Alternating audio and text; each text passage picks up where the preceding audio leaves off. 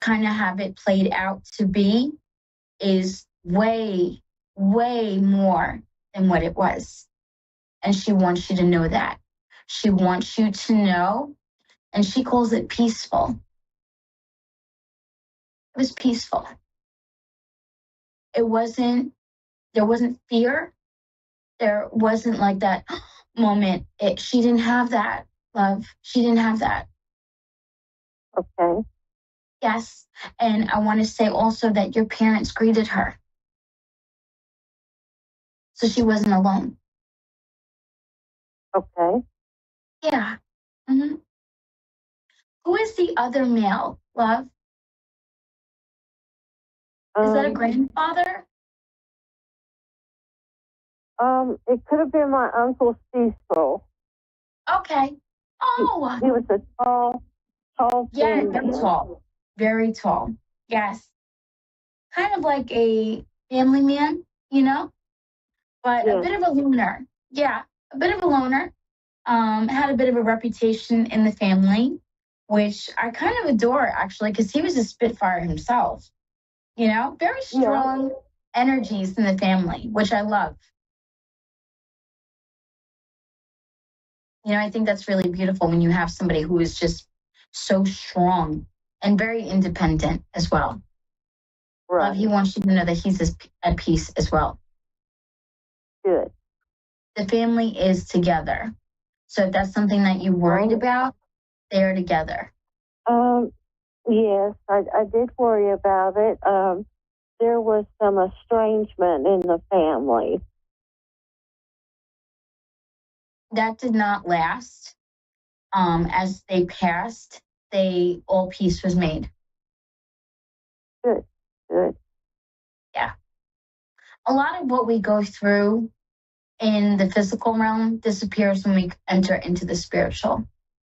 Anger, resentment, all of that goes away. Pain, whether it be emotional or even physical, that all dissipates. You know, think of that version of perfection, of nirvana, even. That's what they're living.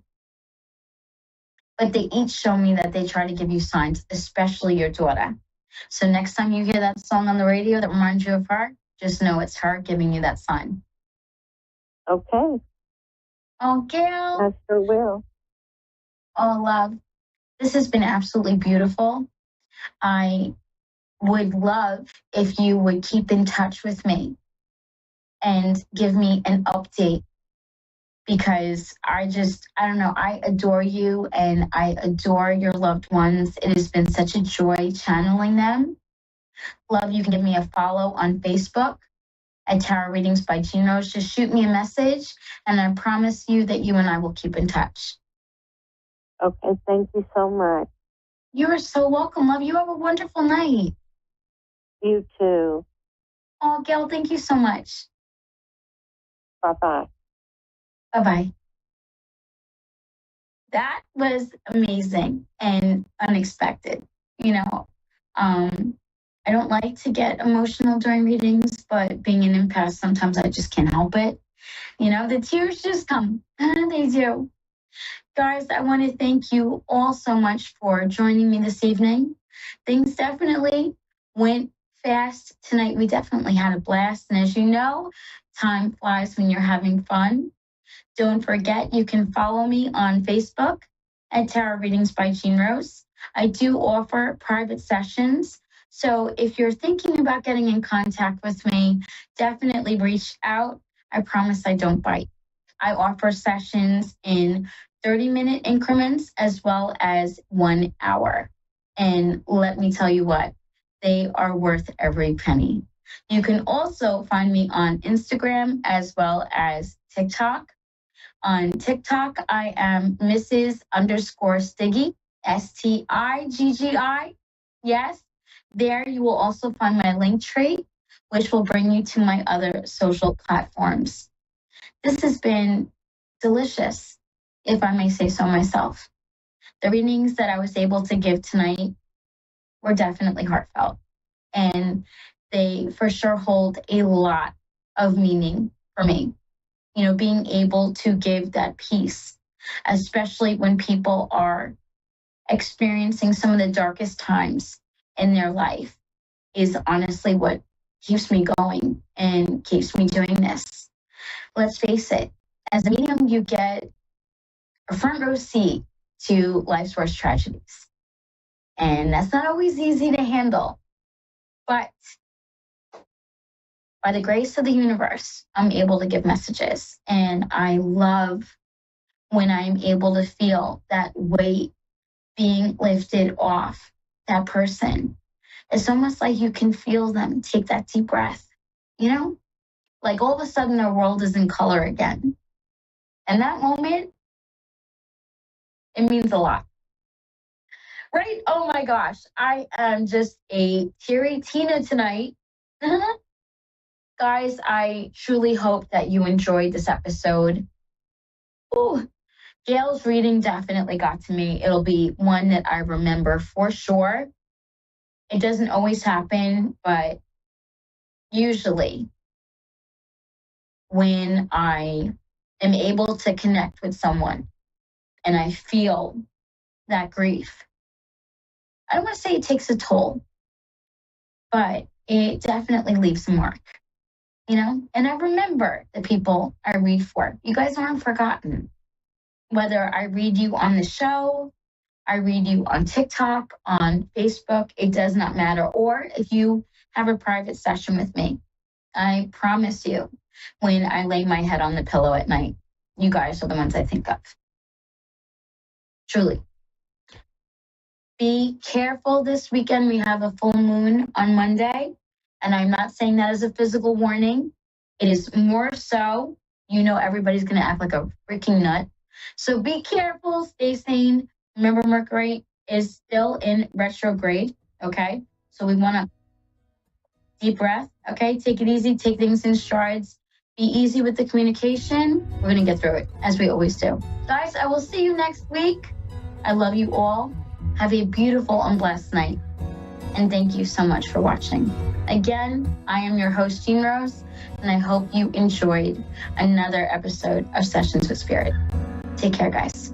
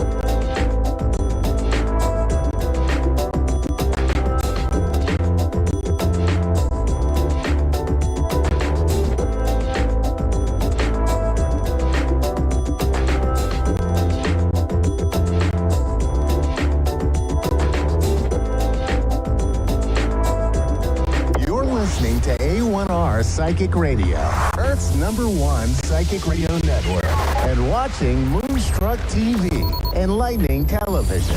Well, time for the Mini Medium with Stephanie Cowan.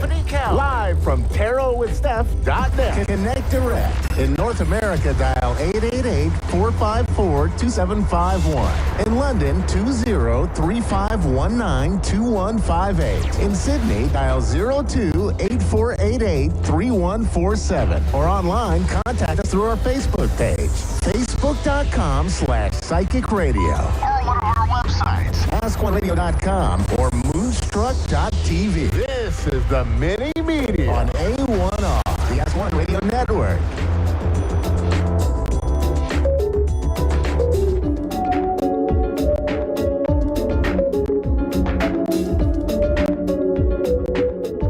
All right. Hi, guys. Welcome. Happy Wednesday. Happy Hump Day. I'm your mini medium on the A1R Psychic Radio and the always beautiful Moonstruck TV. Every time I get on my lives, I think, or on my podcast, I think, gosh, I really need to have some common saying I say. And then I got thinking about it. I do every time. I love just the Wednesday, happy hump day. So that's my thing, right? So happy Wednesday. I'm so excited for today. I'll tell you, I just want to share a couple things really quick. And then, of course, we'll dive into affirmations because I did pull affirmations today. I found my affirmations cards. I felt like, for some reason they were kind of in hiding. And then I came upon them and I thought, all right, well, we have a couple affirmations, which they ended up, I pulled the affirmation card according to the numbers that have been popping up in my head today from either spirit or from my guides or whoever may be, intuition, whatever may be there. And as I'm pulling that card out, another one fell. And I looked at both of them and they both are so similar. So it's really interesting. So I'll read those here in a moment to you. But just some fun, exciting things I wanted to share. This Saturday, this Saturday here in Utah, they have what's called a Wendover Fun Bus, and I am going to be having an event. So I have a few tickets left. It will be sold out. So if you're interested, if you're here in Utah and you want to go on this Wendover Fun Bus. Now, what it is we'll be meeting at a certain location. We'll be hopping on the Fun Bus. And for the 2-hour drive to Wendover, Nevada, where they have casinos and good food and entertainment. That 2-hour drive, I'll be doing readings and just connecting with those who are on the Fun Bus. Then we'll get off the Fun Bus, go gamble, go eat, and then get back on the Fun Bus later in the evening, come back home. So it's a fun, full day, but just so much fun. And the tickets are very affordable. They're only $50 per person, and you get 25 of that back in free play at the casinos. So if you're interested, it's going to be so much fun. We're just going to have a party and just celebrate. But we're also going to be honoring my husband's grandmother, who would have been 102 on August 31st. And she loved Wendover. She loved gambling. So we're going to have a good time there. So if you're interested, you're out this way, or heck, if you want to, travel to Utah, I do have some fans that are coming to see me from Arizona. So shout out to them for sure. So to Julie and to my cute friend Melly Jelly, as she calls herself. But they'll be coming here from Arizona. So excited. Many fun things coming. But also, I have another event in the works, and that is going to be an all-age event. That will be at a movie theater and more to come there. So all this information is on my website, and that is mini-medium.com. So mini-medium.com. And all the information is there to purchase the tickets and any other information, or email is there, all of it. So if you're interested in any of these upcoming events, check it out for sure. Okay. All right. So I am going to go ahead and let's read these beautiful affirmations, my friend. So the number that's been coming up today, I had a client, beautiful young lady that came and she wanted to channel her which I didn't know this until we got into a reading, because I tell my clients, don't tell me anything. And she wanted to channel her grandmother and her grandfather. And there were some unanswered questions with grandma. And I have seen the number 1010 today, which I wouldn't say it's just the number 10, but it's got to go with the other 10. So either the soul is wanting to connect to the number 20, or this is connecting to October 10. So we'll kind of see how that meshes with my callers tonight. Or, as some of you know, tonight at 8 p.m. Mountain Time, I will be on my YouTube, which is Mini Medium 75.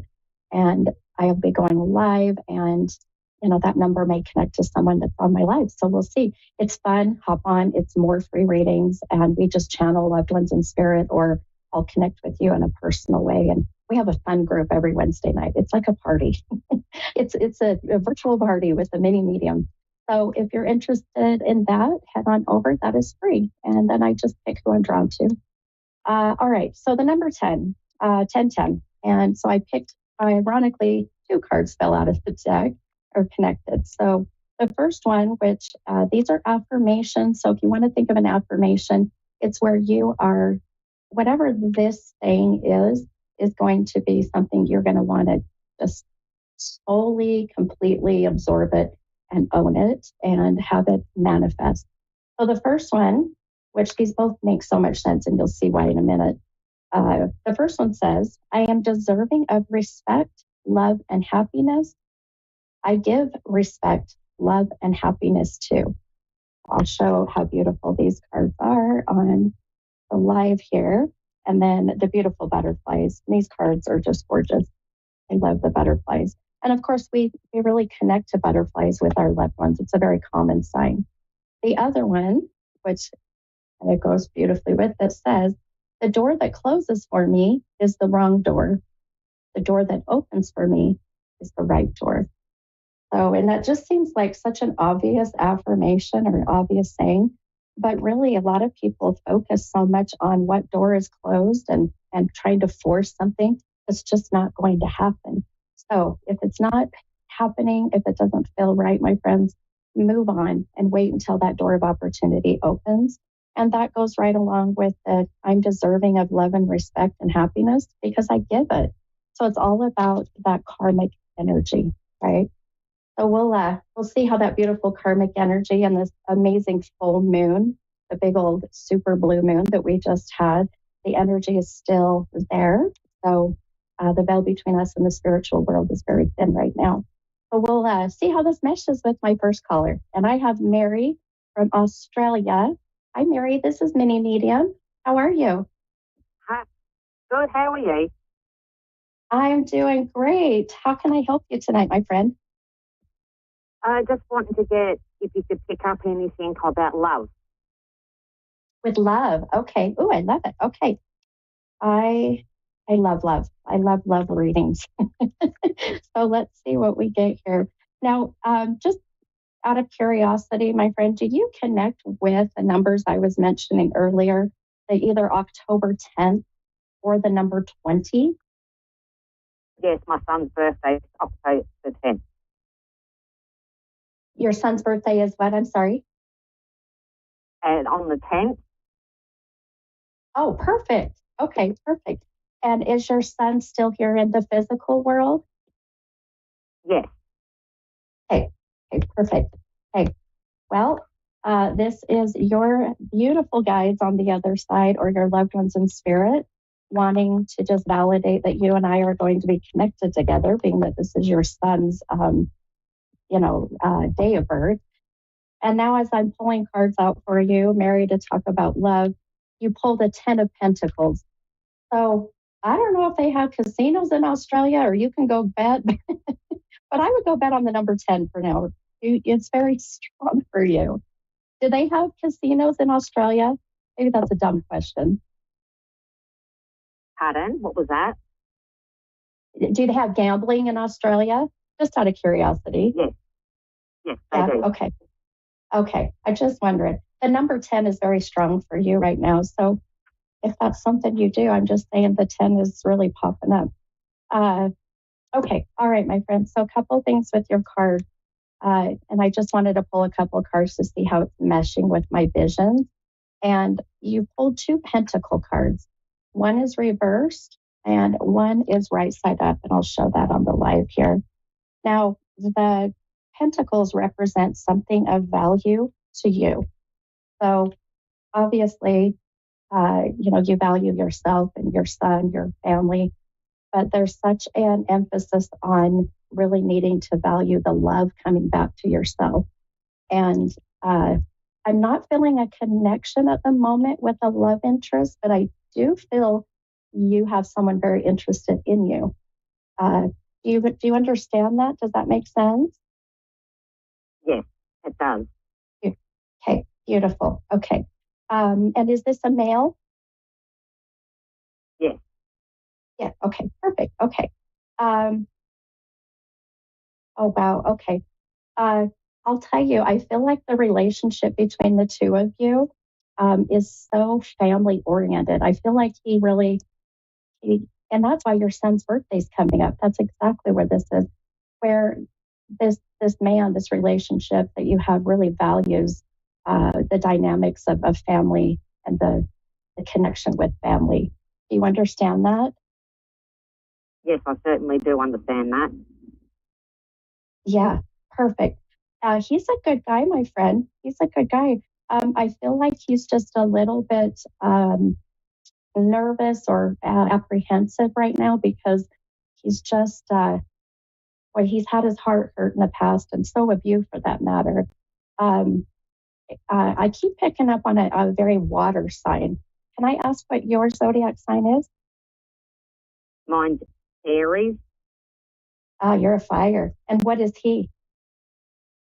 The guy is a Virgo. So he's the earthy. So you got fire and earth. Okay. I want you to just be mindful of this water sign. Now you're a fire sign. That makes sense because the water will put out that fire.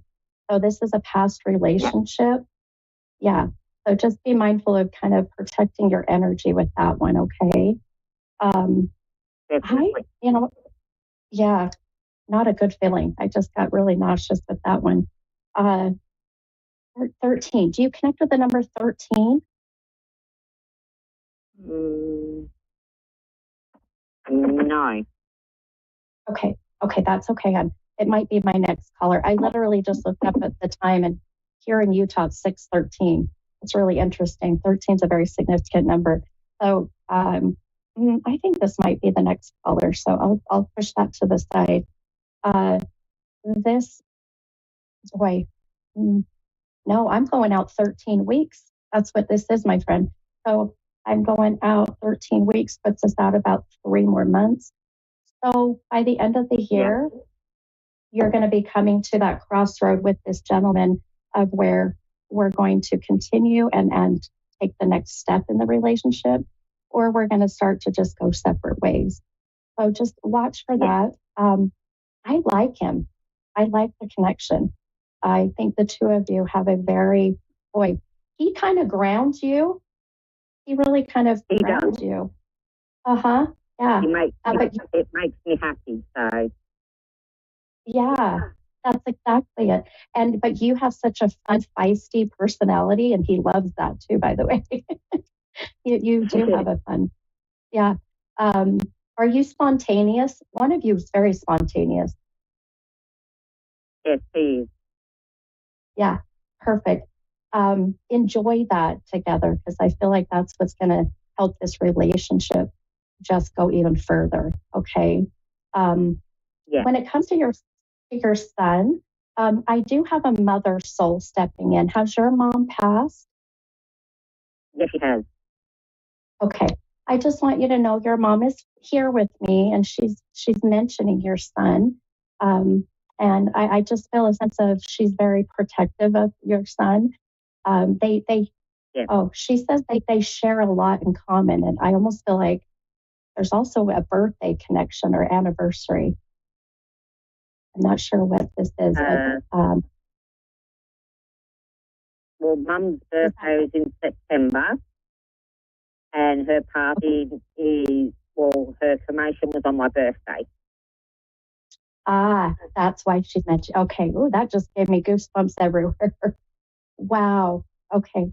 So just know that your mom is so loving and so protective of you and your son. And I'll tell you, she likes this guy too. That's why she's here. She likes this new Yes, guy. I know. She's very. I've always said that she's sending my way. She did. Pardon? Yeah. Oh, I'm sorry. I said she did. You're right. Yeah, but I don't think he understands the connection properly. Agreed. Yep. And that's the apprehension I'm getting from him. And I'm just scared to contact him to tell him exactly how I actually feel. Yeah, and with your Aries, that fiery Aries that you are.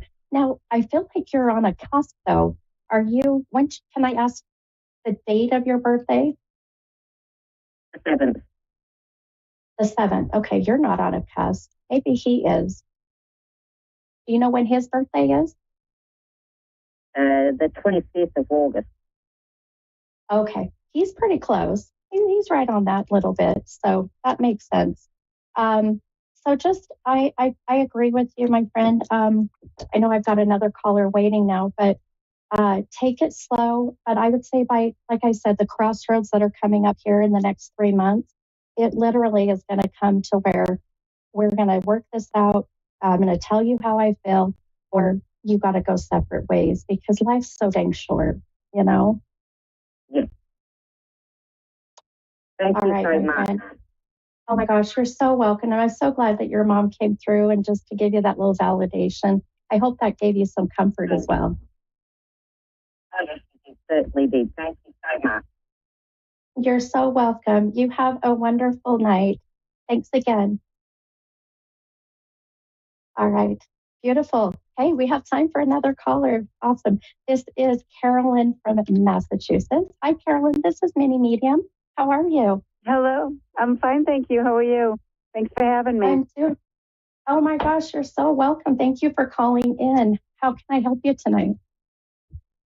I am always wondering if my son will find love. Oh, I love that. Okay, I can't help but think of the synchronicity right now. And I don't know if you heard the previous caller, but her mom, who has passed, came through a little bit and validated her son's birthday. And her question was about love. And then you come on, and now it's, will my son find love? And this is the beautiful way. Isn't that amazing? And that's the universe. That's the universe and our guides working together so that we can really get the answers we need. Oh, it's beautiful. Hey, all right, my friend, I'm going to pull a few cards here just to kind of see how they'll mesh with my visions. Now, do you by chance connect with that number, 1010 or the number 20? Well, 20, no. My birthday is October 21. Okay, perfect. Perfect. All right. Boy, the 10s have been very strong today. So, so this just validates, well, you have a very strong father figure. I can feel connecting with me.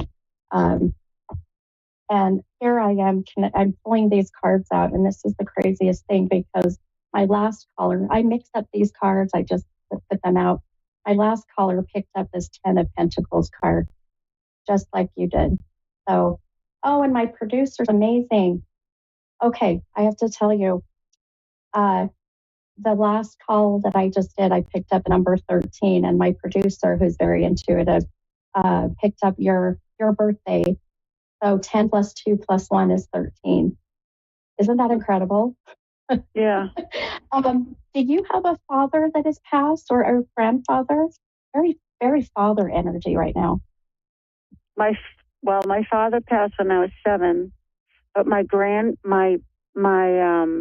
father-in-law I'm very close to. But that's it. Yeah.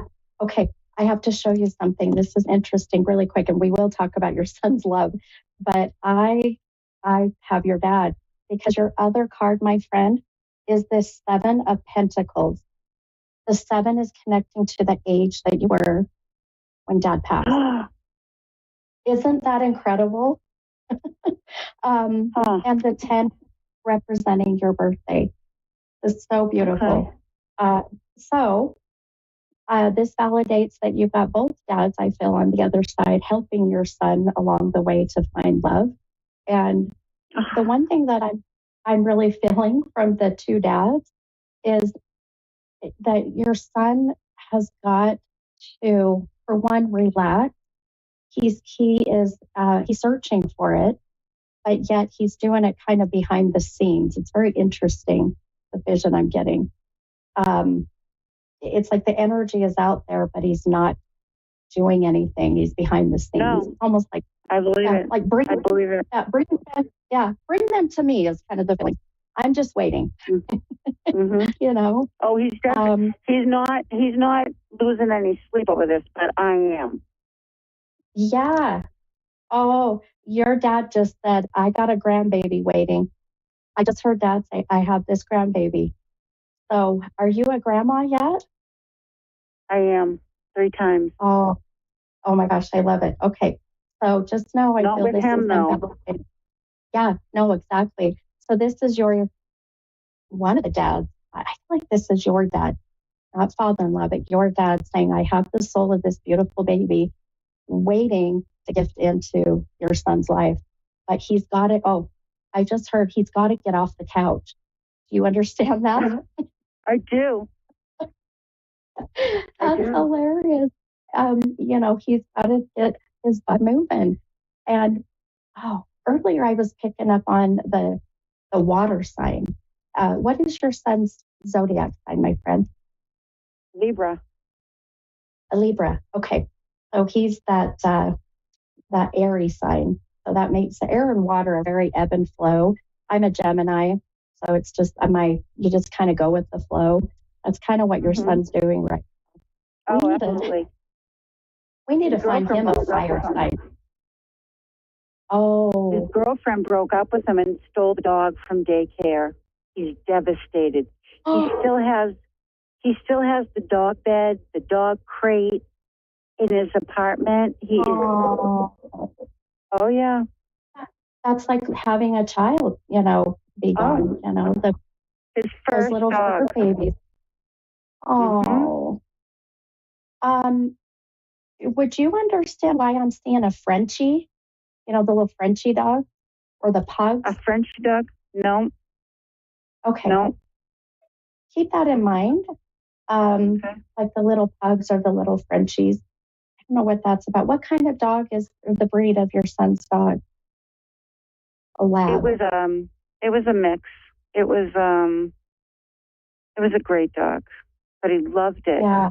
I mean, he took him. Yeah. Oh, that breaks my heart. I know. Tell me about it. Well, let me tell you, I love that you, as a mom, are giving your beautiful energy to manifest that your son find love. And I'll tell you, it's very interesting because your dads are bringing me to the affirmations that I pulled just a bit ago for the week. And the one that please share this with your son, because I feel like this is one of your dads, if not both, wanting to share this message. And it says, I'm deserving of respect, love, and happiness because I give respect, love, and happiness too. That is your son. Yes. He just absolutely. He puts out all of that giving energy, almost too much, almost to a fault. But then he's not getting it back in return. It's that karmic energy is just not happening. Yeah. So he's 37. He has to hurry up. Oh my goodness. Well, yeah. I mean, I had my youngest daughter at 37, so it's still not too late, Mama. You got some time. No, I was 41 when I had my last child. I was 41 when I had my daughter. Yeah. I was 21 when I had Michael. Wow. I was 21 when I had him. That's incredible. Well, I'll tell you some things I do see for him. Now, does he live at home or he's living with others? No, he lives on his own. He does. Okay. He lives in a house. He lives in a house that is 4 apartments. Oh, okay. Like a fourplex. Okay. That's probably what I'm seeing because I feel like he has a lot of energy of other people around him in his house, dynamics and the energy in his home. His job, his energy at home. Yep. Yeah, the energy. Yeah, that's a big part of why he's not attracting his person. Very. Yeah.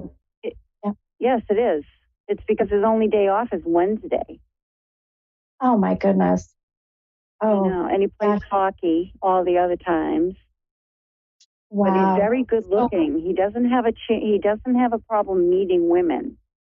Yeah, that's what I see. That's where I feel like he's wanting a relationship. He's putting out that energy, but he's not putting it into action. He's just kind of waiting for someone to come his way. And unfortunately, that's just not work. Yeah. So some intuitive advice that I feel for you, Mama. For one, let him listen to this reading because I really feel that he needs to feel validated. He's done so much for these women, but he's just feeling kind of defeated, right? Yep. I believe it. Yeah. Boy, he has got a holiday love. And when I say holiday love, it means right around Thanksgiving, Christmas. You mark my words, Mama. He's got a love interest coming in. So give it about, I know it's like a long time, but give it about, I would say about 6 months or so. And I feel like he's going to connect with his person. Okay. I have chills. I have chills too. I don't want him to be sad. I don't want him to be sad. I know, my friend. I know. And us moms, it's like, we hurt for them. And I feel that he's getting there. He's getting there. But some maybe advice, but not too pushy. Just let him know that, that you would love to see him step out of his comfort zone, his bubble. Okay? Yeah. So you see someone coming in? I do. By the end of the year, I do. And this child is a girl. I can feel it. Yes. Oh, yes. He'll be a great girl daddy, by the way. It's so him. I believe it. He wants a boy, but I can see him as a girl dad. Yeah. Well, I hope this helped you, my friend. I've got to wrap up my show, but thank you so much for calling in. I appreciate it. You made me feel wonderful. Thank you so much for your gift. Good. I appreciate you. You're so welcome. It's my pleasure. You have a beautiful night, okay? Thank you. You too. Thank you so much. Bye-bye. You betcha. Bye-bye.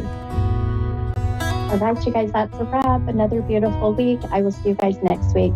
Bye, guys.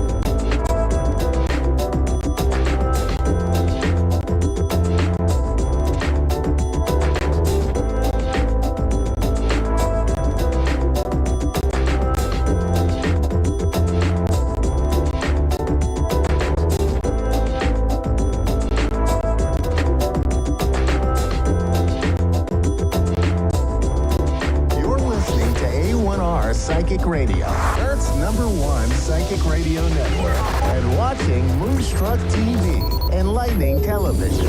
Welcome. Time for Psychic Paths with Suzanne Marie. Live from PsychicPaths.com. Connect direct. In North America, dial 888-454-2751.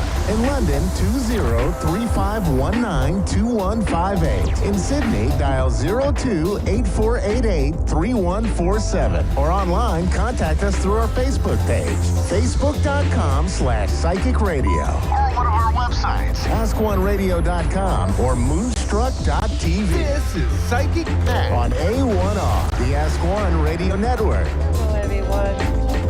How is everyone? I am Suzanne, and I'm here as your psychic for a little bit. I am looking forward to tonight. Mercury is retrograde, so I'm dealing with that. But other than that, I hope everyone is having a really good weekend. And yes, I hope everyone is having a good week. Let's start all over. I am Suzanne, and I will be your host for a little bit. And I'm a clairvoyant and a light trance medium. I hope that everyone is doing well. I hope that you're feeling loved and safe. I'm looking forward to a good caller tonight. Thank you so much to A1R Psychic Radio for allowing this to happen.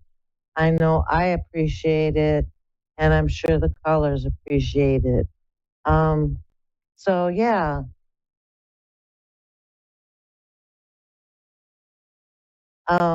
You can reach me or find me on Facebook, Psychic Pass, and please let me know that you are there and say hello to me. I am also on other apps too. I do personal readings. You can also look for Psychic Pass on Yelp and X and Instagram.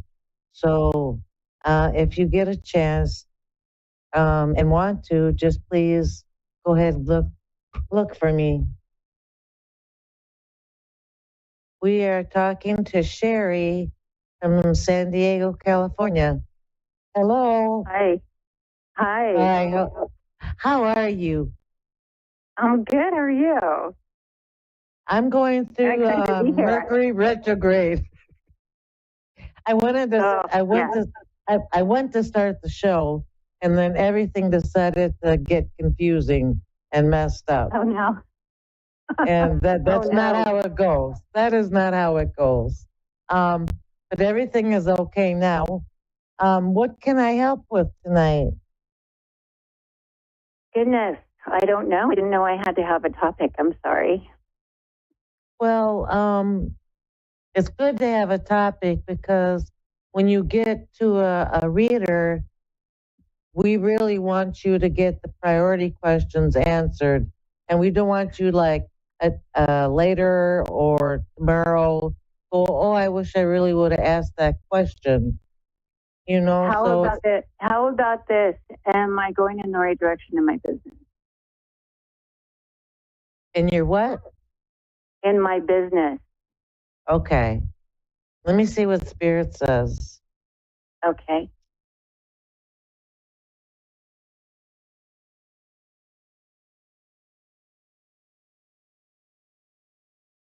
Yeah, I get that you are.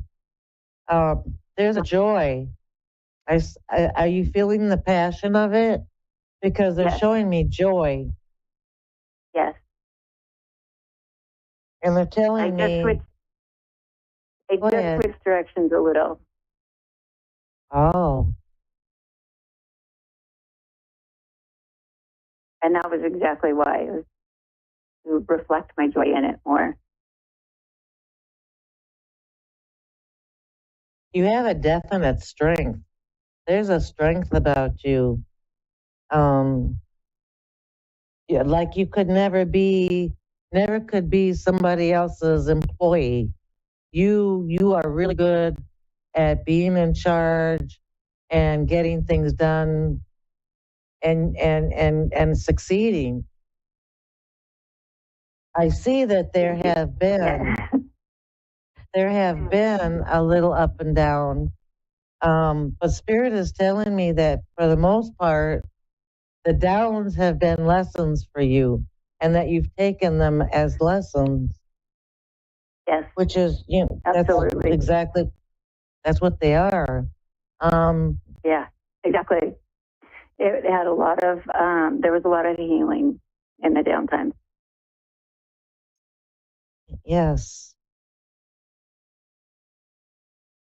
Spirit is very, very proud of you for knowing that there was a lesson in that. Many other people could have took that and just not even thought about it. But they're saying that you're a person that really likes to do self-reflection and inner work. Yes, my passion. And that's really gonna really do you well in business, in personally. That's the purpose of living, to be a better person than we were yesterday. So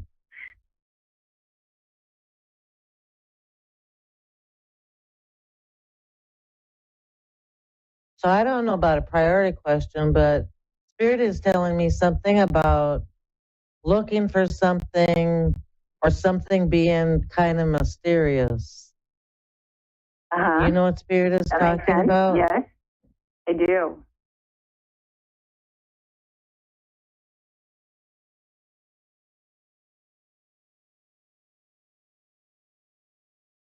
Oh, the only thing that Spirit tells me is that you're not in the dark, that there is a light with you. Okay. Am I on the right track? I think I understand it. Absolutely. It seems like I see you with the light of the moon shining on you, which is all feminine energy, all emotional, very, very, it seems mysterious, but really it's just very sacred. And you're right on, I see you walking and you're on the right path. Okay. But I'm glad you understand. That's really helpful. Mysterious. Thank you. Yes. Because I'm not it's giving very helpful. over. I didn't know how to phrase that one. So yeah, thank you very much. Thank you, Spirit. You're going to have a really, really good life. I don't see many downturns because I even get that you ask. I feel like you ask your guides or your Really? that you I'm in constant communication with them. So I see that everything will be okay. I think the priority question was, about this mysterious stuff and I feel too, I don't know if it's happened, but I feel like you like to delve deep. You're not on the surface type of person. So this mysterious part happens to be everything unseen. I'm going to let you sit with that for a minute. That makes perfect sense because I've been doing some digging. Okay. Thank you. You're spot on. So yeah, I see that everything is going to work out and you're the right person for doing what you're doing and you're going to be a success. I'm really, really happy for you. Awesome. Thank you so much. Do you have any other questions? I've got more time. I'll give you a second if you think about what I got 4 minutes. Okay. I'm quick tonight. I've had so many changes. So many changes in the last few years. I don't even know where to start, to be honest. I feel like I'm just kind of doing one foot in front of the other every day.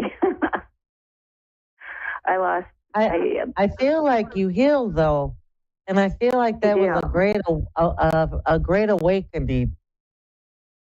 And it feels like you are. I had a monumental life shift over the last 7-8 years. And a couple years ago, I lost my mom and almost lost my brother. I handled everybody's health care, and I've been taking care of them. And yeah, it's been a really difficult period of time and a lot of digging deep. But I also know that I'm not alone. Every minute, I feel my guides and my spirit team around me. The transformation you went through had a purpose. They were telling me that you are not the same person you were 10 years ago, that you don't even recognize that person. And it's really about doing what we're supposed to be doing here, learning what we're supposed to be learning. And I feel like they accelerated your growth. Yeah. Before the transformation, every natural event that could have happened all at once. It was huge. That's what I feel like, and I feel like I think during that time you felt alone, or maybe cursed, very much.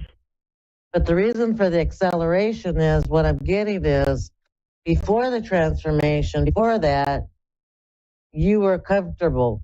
You got into a comfortable being and a way of being, and had a certain outlook that you were going to stick with. Yes. Yeah. And so they kind of threw you in the mixer. But that's just showing that you have a greater purpose. That you went through all of that and you did the changing, you did all of the work. And I just feel like that's why it was really a kind of a hidden blessing. I feel like I'm meant to share it. I just don't know how. I don't know how to share. I don't know what avenue to take to share all that I learned and gained during that whole period of time. Because really, it came down to finding my own strength. Finding yourself. And embracing love at the same time. I feel like it's all about being authentic. I'm trying to stay open to direction on that. Well, your guys will tell you, I'm almost positive, like 100% positive, they're going to knock on your door and go, here we are, this is it.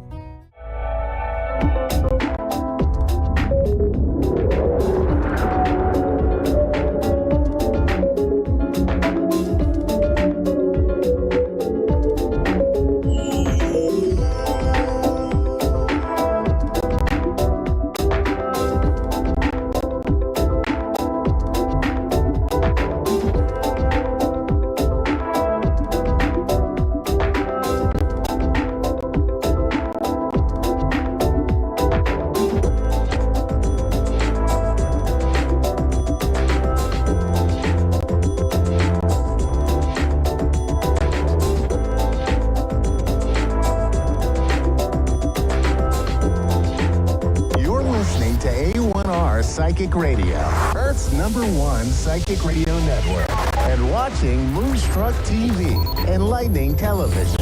Welcome. Time for Insights with Solaris with Jennifer. Live from Solaris.1. Connect direct. In North America, dial 888-454-2751.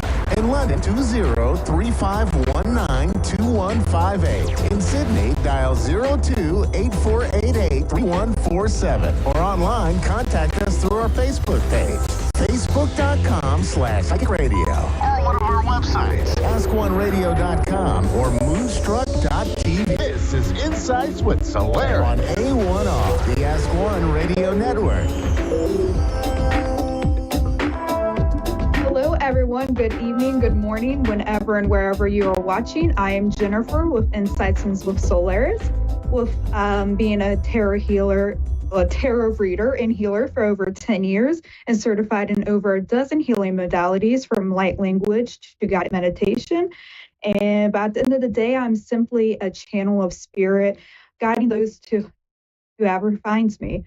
And I always like to come out with a quick message for the collective. And these are energies just to be aware of as you continue on throughout your week. And as you're aware of energies, you can kind of move around them and turn situations into your favor when you're looking at these things. And for the collective energy, these are going to be somebody who was recently receiving an offer. Whoa, that Mercury in retrograde is really coming. But an offer, possibly a business ideal, possibly a new job. So recently, if you are in that group of people who have received some type of collaboration offer as well, it may not necessarily be the right time for you to go in and step into something new, specifically if it's at the beginning of a project. There's some more time needing to reflect on you. So you really need to go deep and understand what you want and approach it more on a logical level with this offer that's coming to you or already came to you.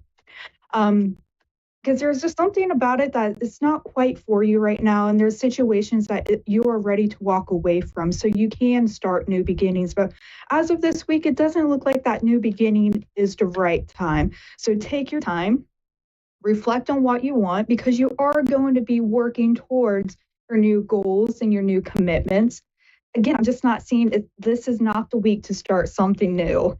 It's a time to reflect. It's a time to heal and really check in on yourself, what has been making you worry, what has been making you anxious, because you deserve a good night's sleep. I'm just not seeing that for the collective, because it's like diving into past memories and childhood wounds. So review and evaluate. Don't start new things this week if you don't feel that call. Just put it back and allow yourself to sit in the emotions, because when you sit in the emotions and you process, you'll be able to start moving again. Now, your process is going to be a little bit slow through the rest of the month of August and probably September, but you will start seeing process. So trust that intuition as well. And just know that it's okay that not every week is a week that we get things done and that we're incredibly productive. So just keep that in mind as you come on with the rest of your week. And we will be taking a call from Margaret in South Australia. So hello, Margaret. How are you?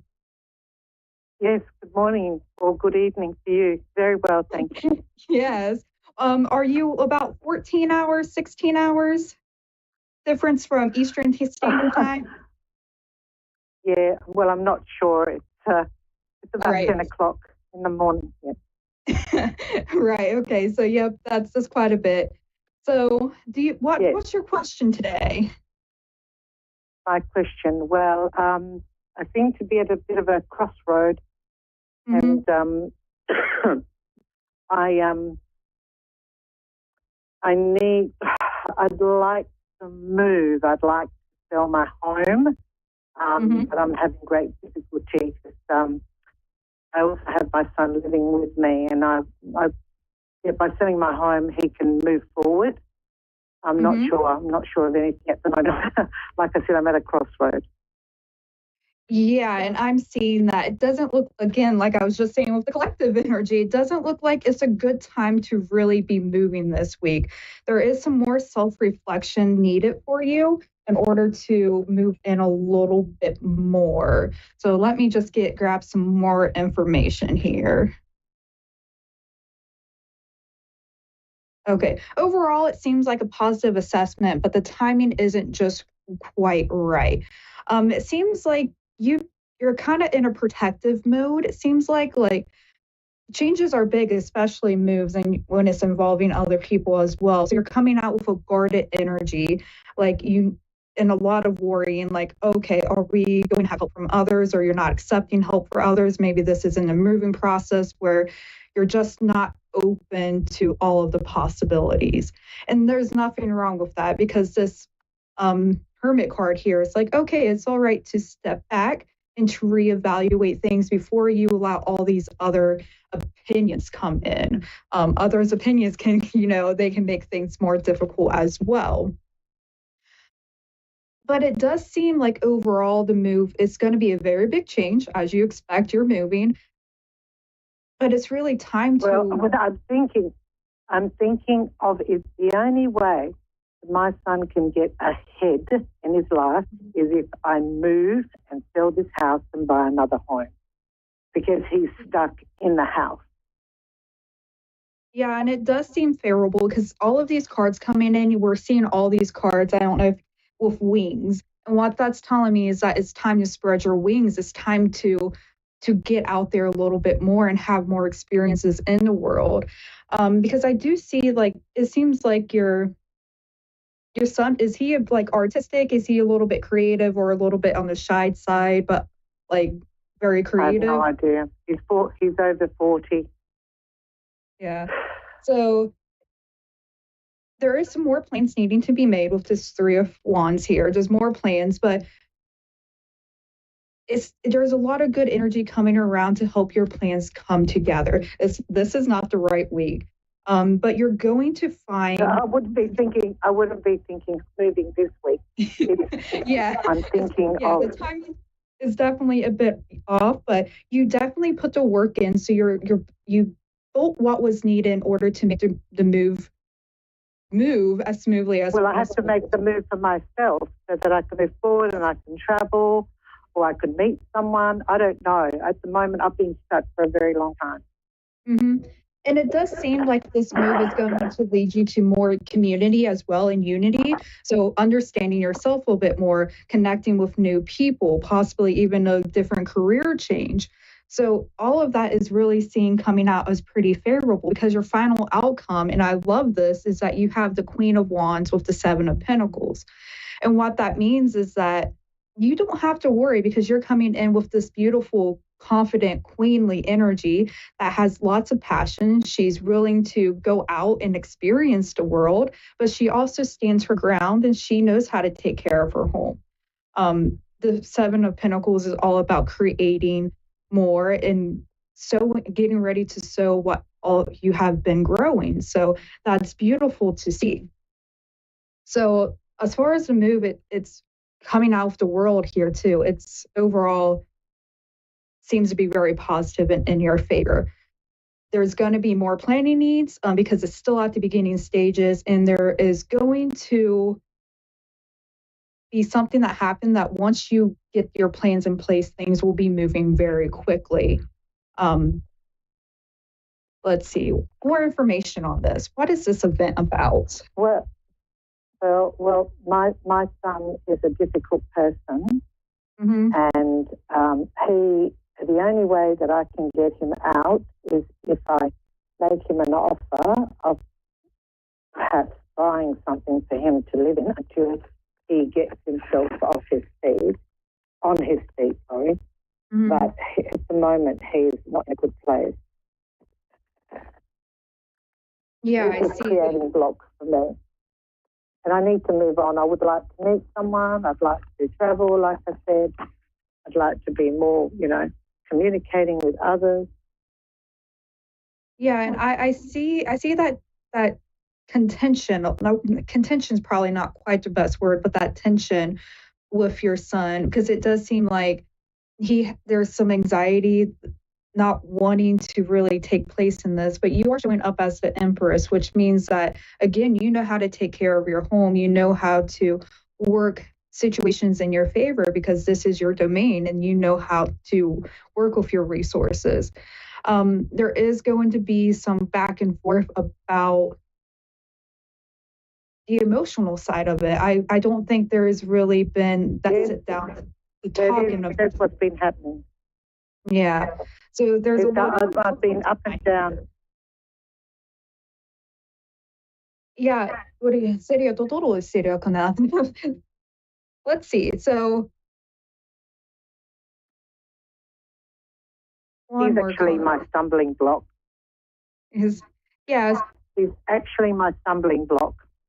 Yeah, I can see that because I can see with there's a lot of emotions coming up too, but they still seem to be a little bit underneath everything. So like surface emotions and not yet going through and Well, connecting. he had an accident a few years. He had an accident a few years ago, and he's he's been off work and he hasn't got a job, and I just can't do this anymore. I'm happy, prepared to move from the home that I've been with for 38 years, just because I want to start fresh so that I can give him that extra push so he can get his life together. Otherwise, he will stagnate in the home with me. That's how you want to put it. Very, very emotional. It's very, very, I'm so tired of it. Yep. Yeah. I see it's coming up again, that anxiety and that worrisome. What's really impressive, though, is that you do have the 4 wands here, which is about a happy home life, creating that harmony again. But you do have a lot of fire, so I'm also seeing a lot of arguments coming forward. But I think it's going to be important to take a step back and try to just take a day or two to center yourself, take care of yourself, just stop worrying about everything and just say, take a deep breath, and then come back and approach it in a more logical step, because you're coming in with the King of Swords as well. So this isn't about emotions, okay? You need to make a logical decision, which you have been, and you do know that you need a new environment to grow. You need a new environment to push, because all of that is being shown here. But there is a lot of emotions that have not been dealt with on each side, and both of you will be very, this is an opportunity to strengthen your relationship as well. Can you approach this in logical situations, and can you start addressing the emotions? I don't fight with anybody. He's the one that doesn't talk to me. Yeah, and that's because he's having a lot of anxiety. He has a lot of emotions, and it does seem a little bit hard on self-worth as well. So knowing that he is struggling, he's not doing this just because he doesn't want to move. Be aware of that he is struggling emotionally as well. So if you are able to approach, I know that this has been going on for a long, long time. I can't keep sitting here and waiting. No, and we only have a couple of seconds left, but you are doing great. Allow yourself to think a little bit more. Know that there are deeper emotions involved, and come in, because things are going to move quickly. You don't have to wait anymore. You're allowed to take those steps, but do so from a place where you are in balance. You're taking care of yourself and you're helping your son at the same time.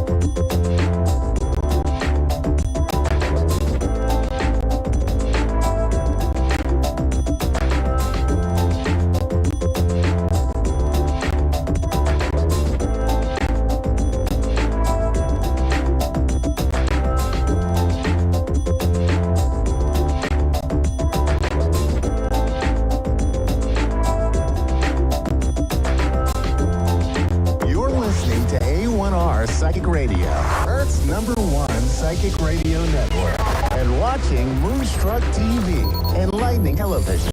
Welcome. Time for New York City Celebrity Psychic with Perry Lyons. Perry Lyons. Live from PerryLyons.com. Connect direct. In North America, dial 888-454-2751. In London, 20-3519-2158. In Sydney, dial 02-8488-3147. Or online, contact us through our Facebook page, facebook.com/psychic radio. Or one of our websites, askoneradio.com or moonstruck.tv. This is New York City Celebrity Psychic on A1R, the Ask One Radio Network.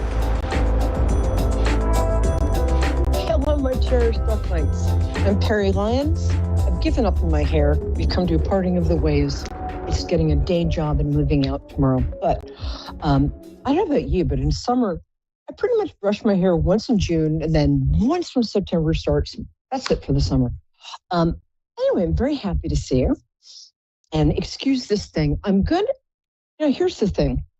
One of the reasons I became sort of psychic or more psychic than I was because 14 years ago, while I was doing a singing gig, and the Olsen twins were there. It was very fabulous. You would have loved it. The Olsen twins really were there, which is kind of strange. So was Oscar Isaac and Courtney Love. That was a long time ago. But as I had looked for something under the piano. As I came up, the guy who was putting the lid of the piano got startled, and it hit me in the head. And I was out for 3 days until my very handsome, but not the sharpest knife in the drawer, much younger boyfriend, who had been one of People's Magazine's sexiest men alive. So I cut him a lot of slack. So did everybody. It wasn't good for him. Anyway, so he finally shook me after 3 days and said, "You've been out for 3 days. Would you like to see a doctor?" And I said, "In Sweden, they're jousting dressed as Venus." He said, "Okay, we're going to the doctor."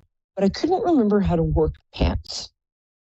And there were some basic things that you sort of want to be able to remember how to work. Pants is one of them, are one of them. Pants be one of them. So I went to the doctor, and what happened was I had a really bad concussion, a traumatic brain injury. And for one thing, it took away any filter I had. This was a celebrity doctor, like very fabulous, Park Avenue. And we walked in, and I said, "Hi, Perry, good to see you." And I said, "Hi, that's a Turnbull and Astor shirt you're wearing. That's like $2,400. It's hand stitched on you." He's like, "Yeah." And I said, "That picture of your wife and your kids?" He said, "They're beautiful. You cheat on her, right?" And it just did not get better from there. The filter has grown back.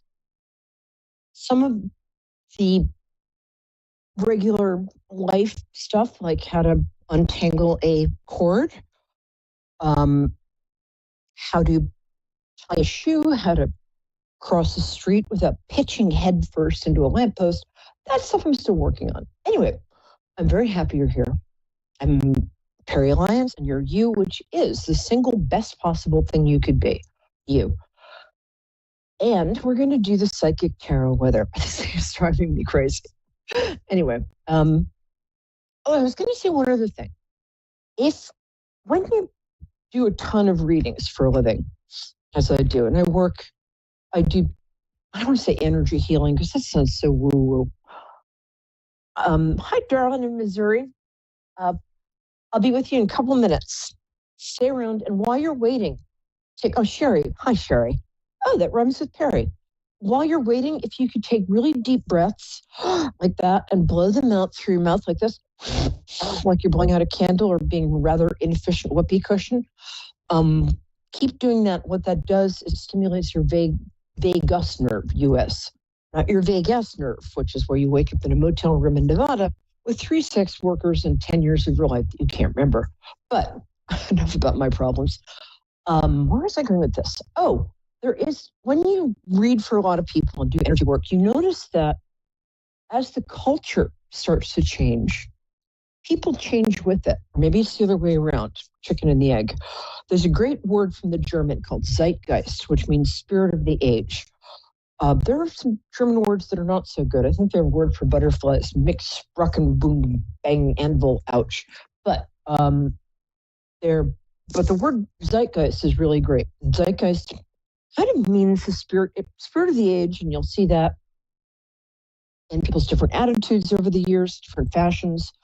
And what I'm seeing in everybody I'm reading for is this moment of like truth, grace, and clarity, where everybody's kind of waking up from this spell they've been under.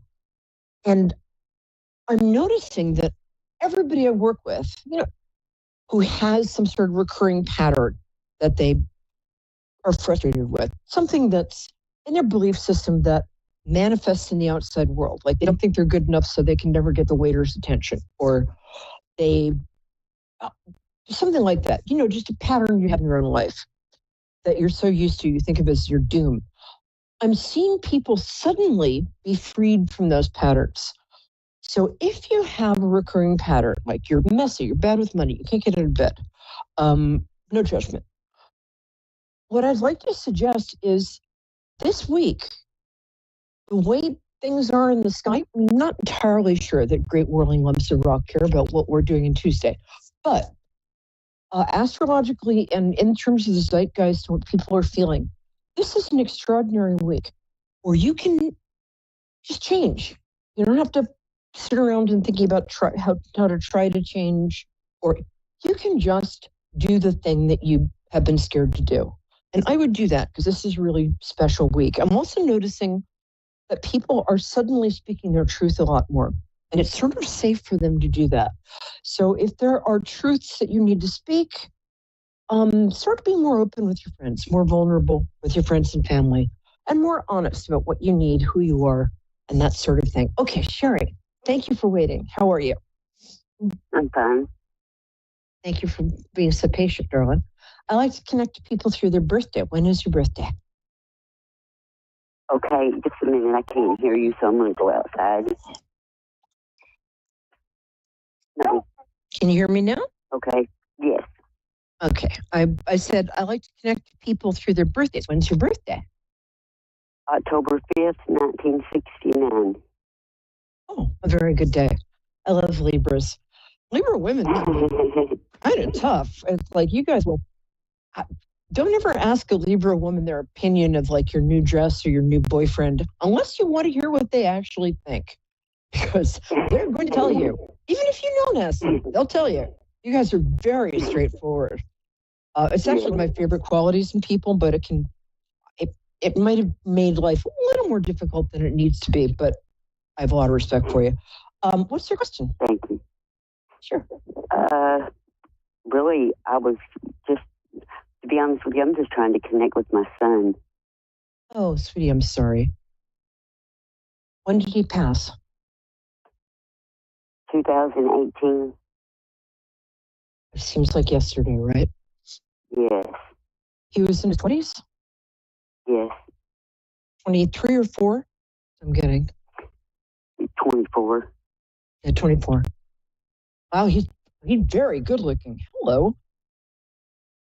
Does he have kind of a classic name? Not Harold, but something sort of like a classic man's name. What was his first name? Brandon. Oh, okay. Well, classic man's name. 2 syllables. And they spell names out for me, but it's sort of like, I can kind of see it. So the H looked a little like B. Anyway, great name. Well, he loves you. I mean, obviously you're his mom, but even more than people usually love their mom, because you guys also really like each other. Mm-hmm. You have 3 kids, right? Excuse me. Do you have 3 kids? I had 2. Well, I had a miscarriage. So, okay, that's yeah, about 3. Sorry about that. That's always hard. He's got, it feels like a sister, but I might be wrong about that. Brandon has a sister? No. Brother? Yes. Mama? Okay, sorry. That was, I'm usually good at genders, but so he looks like he is about very good looking.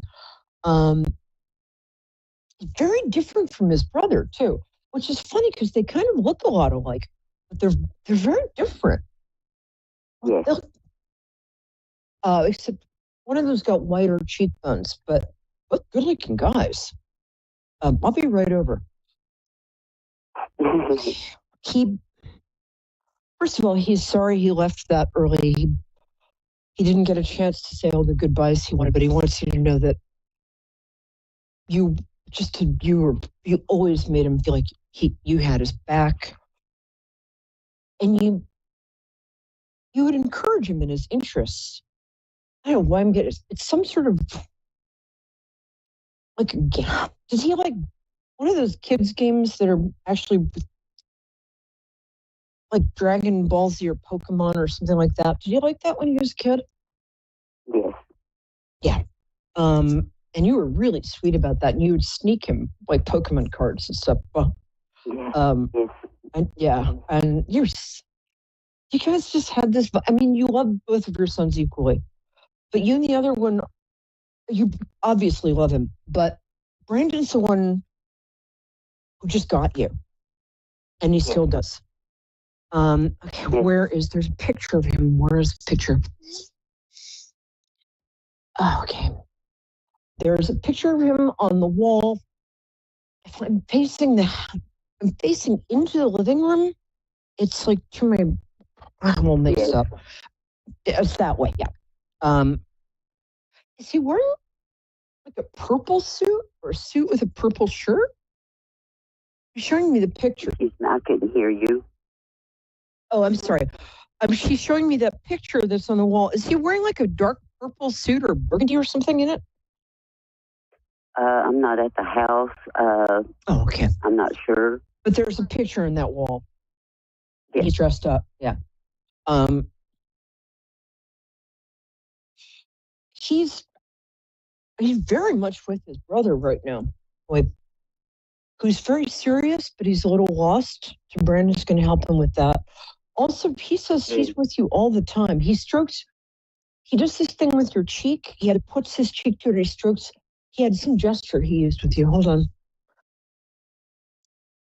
Oh, did you guys like dance together? Did he like? There's a playful vibe. Did you guys really both like music? I'm just getting you. Getting you laughing. All that. Oh, I'm so sorry. Okay, I said, did you guys like ever listen to music together? Like even goof around and dance together? Because he's showing me that, and he's also showing me you guys laughed all the time. Yes. Well, he's gonna let you know that he's with you. You'll feel somebody either stroke your cheek or like a little wind in your cheek. Also, you'll find pennies and dimes, and there's some sort of flower that. Oh God, I'm sorry. It's kind of a very long distance call I'm listening to here, so hold on. I'm seeing red and white roses, but I don't know what that means. Also, there's a light somewhere in your house. It blinks on and off a lot. You don't have to have the socket fixed because that's kind of him just getting your attention. He's with feels like an aunt or an uncle. I'm not sure who. Somebody in the aunt and uncle range, past or young. He's hanging out with them. Might be his dad's sister. Yes. Yeah. Thank you for that. He's doing great. He loves you. He wants you to know he's not gone. He's just in the next room. And admittedly, it's a big room and the door's pretty hard to open, but he really is as present as oxygen. He's really with you. He really, really loves you. And when you dream about him, because you dream about him a lot, just have him visit. I don't dream. Oh, you don't dream about him? Well, you will now. That's interesting. You will dream about him, and that's a visit.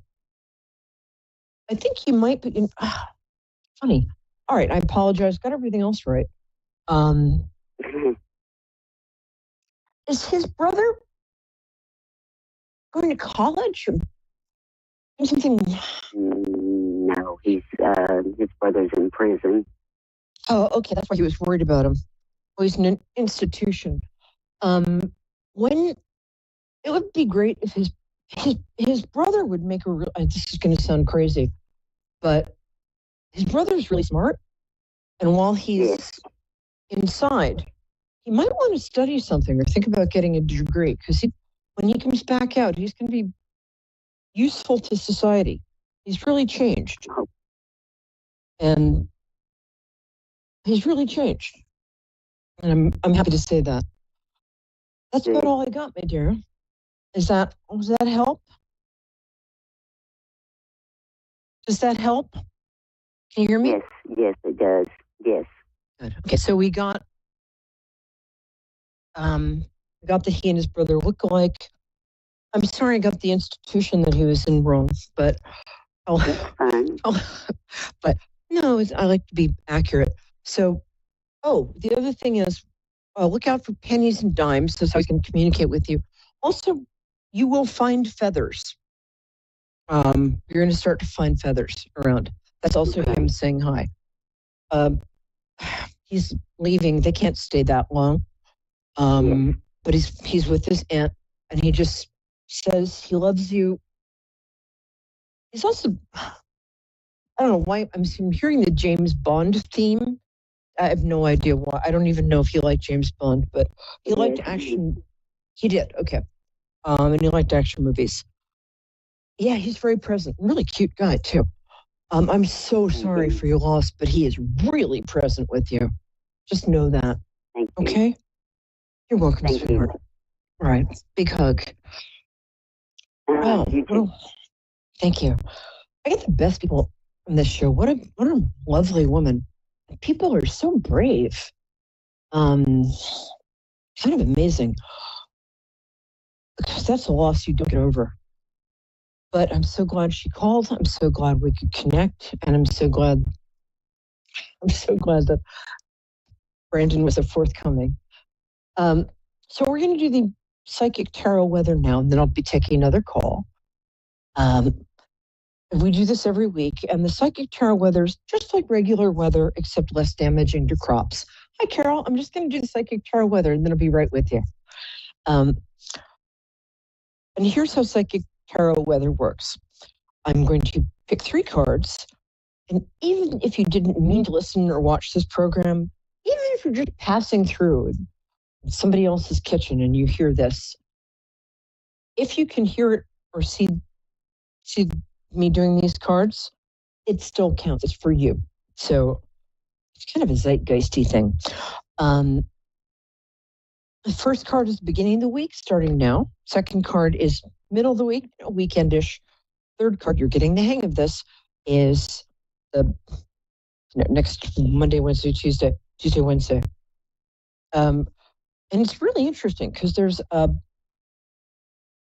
that change I talked about, that there's some sort of change in the zeitgeist where there seems to be this extraordinary opportunity for us to step out of the coils of our old karma, our old patterns, much more easily than we could have, like, even 2 weeks ago. It's like in Roger Rabbit. You remember that movie? When he and the detective are handcuffed together, and at one particular moment, Roger takes his hands out of the handcuffs, and the detective is like, "Could you have done that all along?" And Roger says, "Only when it's funny." So this is a time when you can slip your hand or your paw out of the handcuffs. It's really good. And this is coming up as the Hanged Man card. The Hanged Man card it's the card of change from the inside. It's the exact opposite of, like, if somebody, "Oh, hi, Carol, I'll be right with you." "Oh, Chicago. I lived there for a long time. I'll be with." Oh, thank you, Angel. And I love the name Carol. And I want to find out where in Chicago you live. Okay, so this is a change in consciousness that's coming to our culture and to each of us, one degree or another. You might also notice people around you changing a little for the better in the next couple of weeks. I think less mean, less defensive, and more willing to kind of be present. This is always a card of deep interior and permanent change.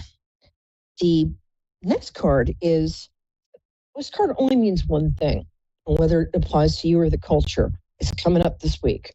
And what it means is things were down and they're about to be way up. That's it. That's what it means.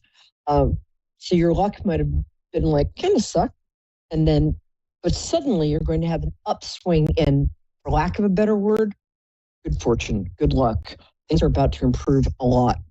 I love that card. And then the last card is the Queen of Cups, which means there's a woman who's got leadership qualities, but she's also very empathetic and very, the card's like being a water sign. So she might be a Pisces, Cancer, or Scorpio. And she's coming into your life to help you with something that you're a little stuck on. Let her help you. All good. Okay, Carol, thank you. How are you? How can I help? Hi. Hi. I'm great. I just wanted to see if any of my dead. I have lots of pets in spirit and loved ones in spirit, and I don't have much family left. I have a couple family members left, but I'm the last of my bloodline alive, and I just thought maybe you could connect with some of my soul fam, or even just soul family. No, I feel very alone in the world. Oh, sweetheart. You're not, because I'm here to tell you. Have you ever done any psychic or intuitive work? Are you very spiritual? Because you have a lot of people. Oh, yes. Yeah, you have a lot of people around I'm very, very into the always have been. My mother was gifted. Yeah, she was. My mother was psychic, yes. I am a little too, but not as much as my mother. I inherited her gift. That's funny. That happened with me too. You aren't as gifted, but it's not, it helps you in your life. It hasn't been a priority, but you're as gifted as she was. But don't worry about it. It's not, what I'm getting is you have a lot of people around you. And as somebody who spends a lot of, just invisible people. And I work with the public. You got that right, because I work with the public. And cool. I do. I'm around a lot of different people every day, and a lot of people at once sometimes. You also have a lot of those who passed around you. It sounds a little creepy, but they're not spying on you or anything. I think on the other side, they are. I have nothing to hide. Well, you also have an interesting. Are you Scots-Irish on one side? My husband's Irish, and I wear a Celtic cross. I feel it resonates with me, even though I'm not Irish. I'm German. Wait, I would take a DNA test. You got some Irish or Scottish in there. My mother was part Scottish. Oh, okay. Yeah, the Scottish thing. That's very close. Very close. Yeah, Scottish Irish. Yeah. Interesting. If you want to have some fun, I just got chills up and down my spine. Whoa! Oh, cool. I just got me an obsidian crystal in the mail today, and I put it on my head just now, and that might be part of the reason why I'm putting a crystal on my head. But yes, oh wow! I take all the confirmation I can get. What I will say is that I think you'd have a lot of fun going on something like MyHeritage or Ancestry.com. MyHeritage is like much cheaper. I would start doing a little genealogy. You have a really interesting bunch of ancestors there. My mother did. Yes, my mother did a genealogy. Cool. Well, you've got a little aristocratic royal blood in there. Oh wow! And that's gone a couple of, about 5 generations back. But yeah, I thought there was a little something like that. Yeah, I didn't know which side. I think that's my mother's side has that. Yes, it is. Your father's side, they're really good people, very hardworking, but they tend to be sort of the backbone of wherever they're living. Your mother's family, a little more sort of decorative, frivolous, and goofy. posh. Posh, the word. Yes. Interestingly, the German side, you've got some German aristocracy. There's really interesting people there. We've got 2 minutes. So let me see who else is coming through. Funny, when I asked for people to come through, I picture this door. When I open the door, it's not always the people we're closest to who come through first because they're a little shy. It's sometimes like Can I ask a cousins. question then? Yeah, we've only got 2 Do you think minutes. we have time for a quick question? Ask it quick, yeah. Pardon? Should I trade in my vehicle and buy a new one, or will it last? That's been the only thing weighing over my mind about. I don't know. It's running fine, but I don't know if I should trade it in before something goes wrong, or if I should keep. I like it. I don't want to keep. Yeah. I'm afraid of things going wrong. I think it's good for another 6 months. Is what I'm getting. Make sure you. Not a year. Not another winter. I would get something new before the winter sets in, especially in Chicago. Okay. It's a great car, and it's got a. I'm from Chicago. I live in a small town called Cedar Lake, Indiana, but I'm from Chicago. Oh, cool! I love Indiana. Oh. I don't drive much. It takes me 6 minutes to get to work, and I really love my vehicle. But I know I just gotta go one of these days. I gotta trade it in, and I didn't know when. I would wait 6 months. That's what I'm getting, because it'll start breaking down after that. I'm sorry, we've run out of time, but it was really nice to meet you. All right. And thank you for being so patient. It was really, really nice to meet you, too. Thank you. Thank you, Lovey. Hi, guys. I'm Perry Lyons, this is New York City celebrity psychic. Today we were talking about a lot of things. We were talking about the zeitgeist. We were talking about the possibilities for this week that are coming up, which include you stepping out of any destructive or negative cycles. This is a great week to do that. Huge opportunity. There's a big change coming in our culture for the better. And that's it. And I love you. I really do. And that color looks great on you. Thank you, guys.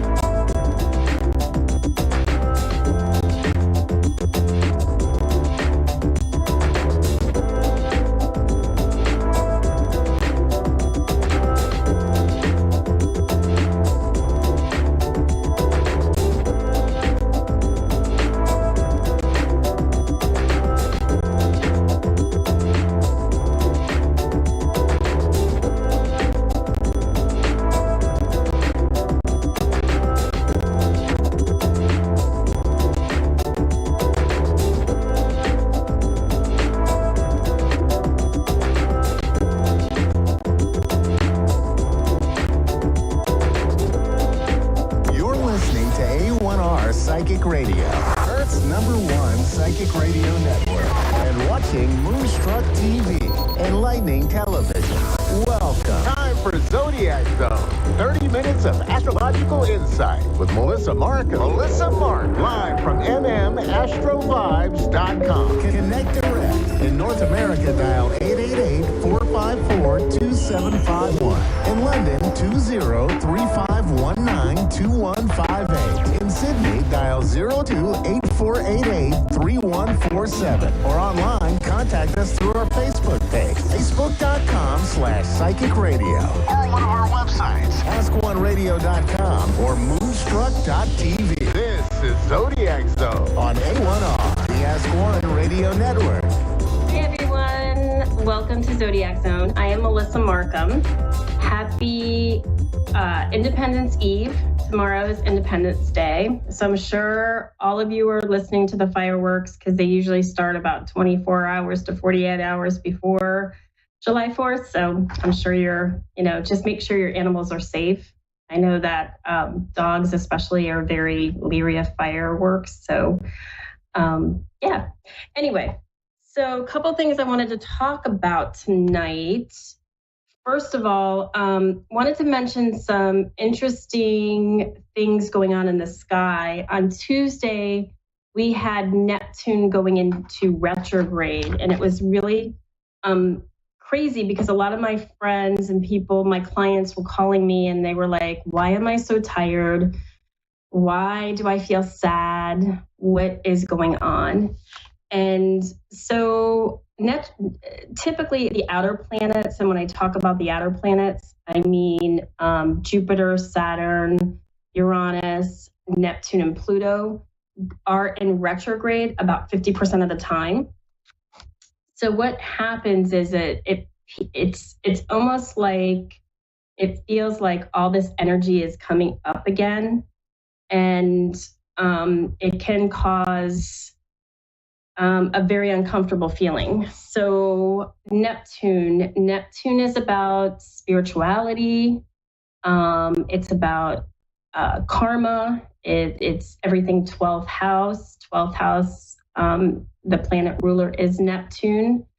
So we just wanted to kind of discuss that today because it is something that's pretty major. And the energy can feel very uncomfortable. So some of the things to look forward to, it's inner exploration. It really encourages introspection and inner exploration. It's a time when you become more aware of your dreams, fantasies, and subconscious motivations. Now, this retrograde is going to last about 5 months. So, here are just some of the tips that you can be aware of. Disillusionment is another thing. Neptune governs illusions and delusions. And when in retrograde, it can bring a period of seeing things through illusions or facing realities that weren't previously obscured. This can be time of clarity or confusion, depending on how grounded one is in reality. So I feel like this is where you can do the work, and really be true to yourself, be true about your situations, whatever they are, and do the work. It's all about being self-actualized. It's all about understanding that the chart is a blueprint of who we are and what our soul's journey is. Another good thing is spiritual development. This is about spiritual growth and understanding. It may prompt you to delve deeper into spiritual practices. Meditation or self-awareness exercises are really, really important right now. Another thing is creativity and inspiration. It can enhance creativity and artistic expression. It heightens sensitivity and intuition. Artists and creators might find this period particularly inspiring.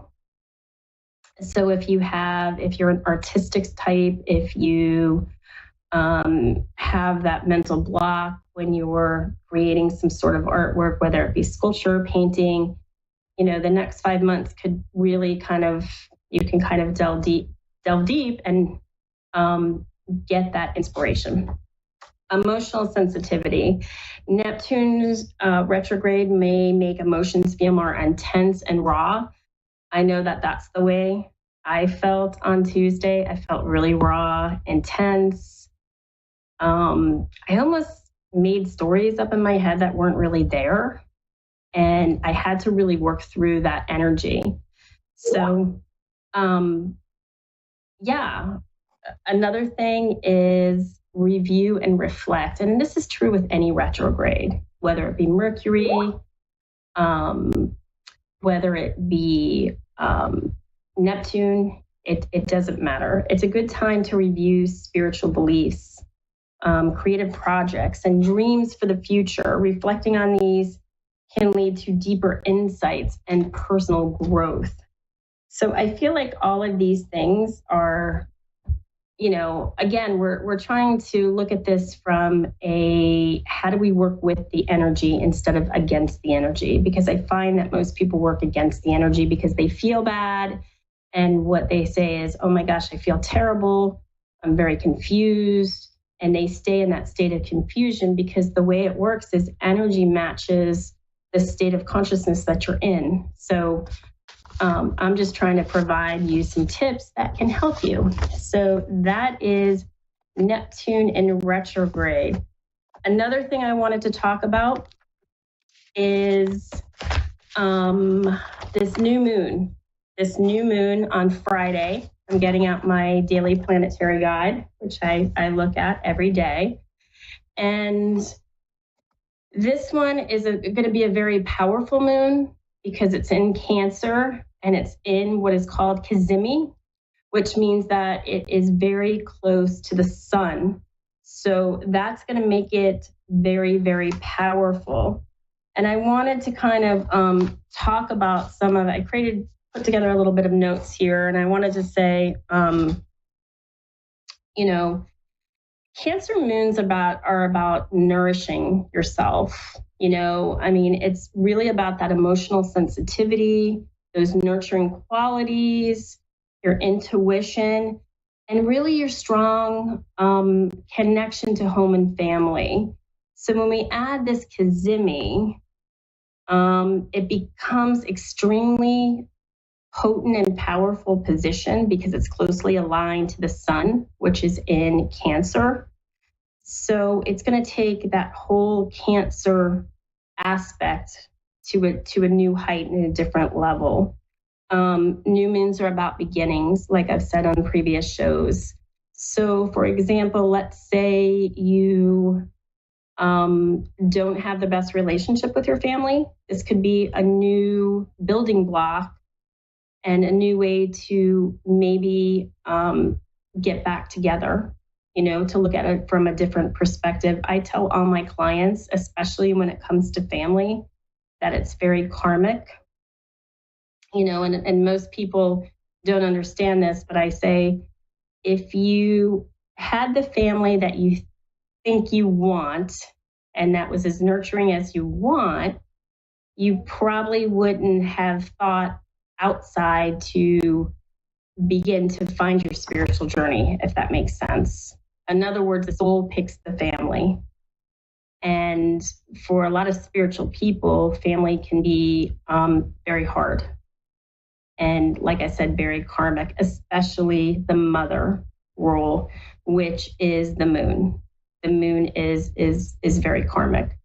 So just, if you're looking to, another good thing would be if you're looking to purchase or buy a new home, perfect time to do this. New beginnings, anything new beginnings, home, fourth house is Cancer. And it rules, like I said, family, anything nurturing, emotional sensitivity.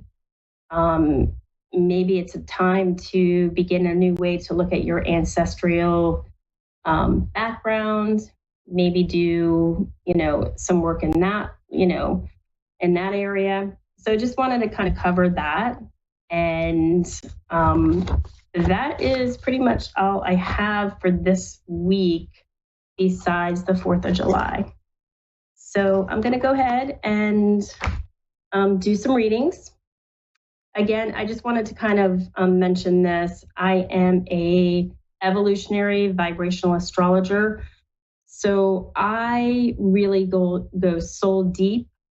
I really look at the lunar nodes, which are elliptical points in the sky. You come in from the south node meaning the past lives. Majority of people operate in their south node, and they're trying to get to the soul is trying to get to the opposite energy, which is the north node. And there you are going to find your highest vibration level of consciousness.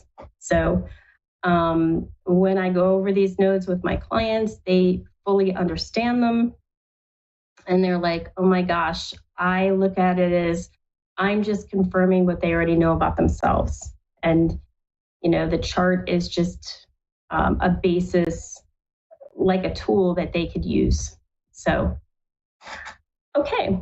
So I am ready to read charts now. Let me pull up my program.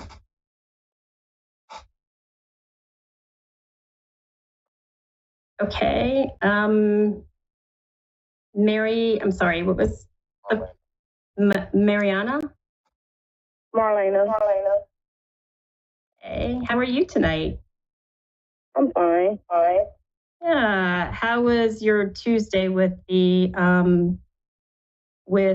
retrograde, Neptune in retrograde? Were you tired? Did you feel confused, drained? Any of those? Tired. Kind of tired. Yeah. Oops. Let me do this. Okay. So what is your birthday, month, day, and year? It is November 3rd, 1981. 1981. Okay. And the time you were born? I believe it was around 3:30. 3:30 a.m. or p.m.? p.m.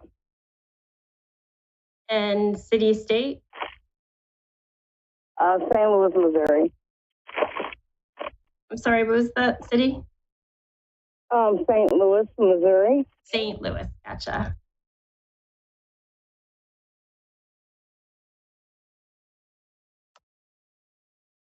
Alrighty.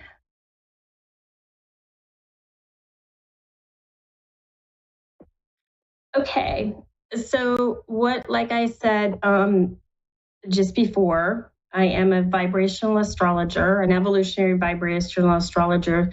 So I'm really going to look at your lunar nodes to understand what your life purpose is. And when I look at your lunar nodes, I'm going to say it first in astrology talk, and then I'm going to tell you what it means in plain English. So your South Node is in Capricorn in your 10th house of career and reputation. And your North Node is in Cancer in the 4th house. And you have a standard chart, meaning that your house rulers are what a regular chart would look like. So Aries 1st house, Taurus 2nd house, and so forth. I do see this sometimes. It's just not extremely common, but just wanted you to let you know that. So I feel that you're like a really, really hard worker. I'm not sure what you do, but and a lot of times a South Node in Capricorn could be a workaholic per se. They have a distaste for authority, and specifically for the government, you know, a lot, because it's all about fairness and treating people a certain way.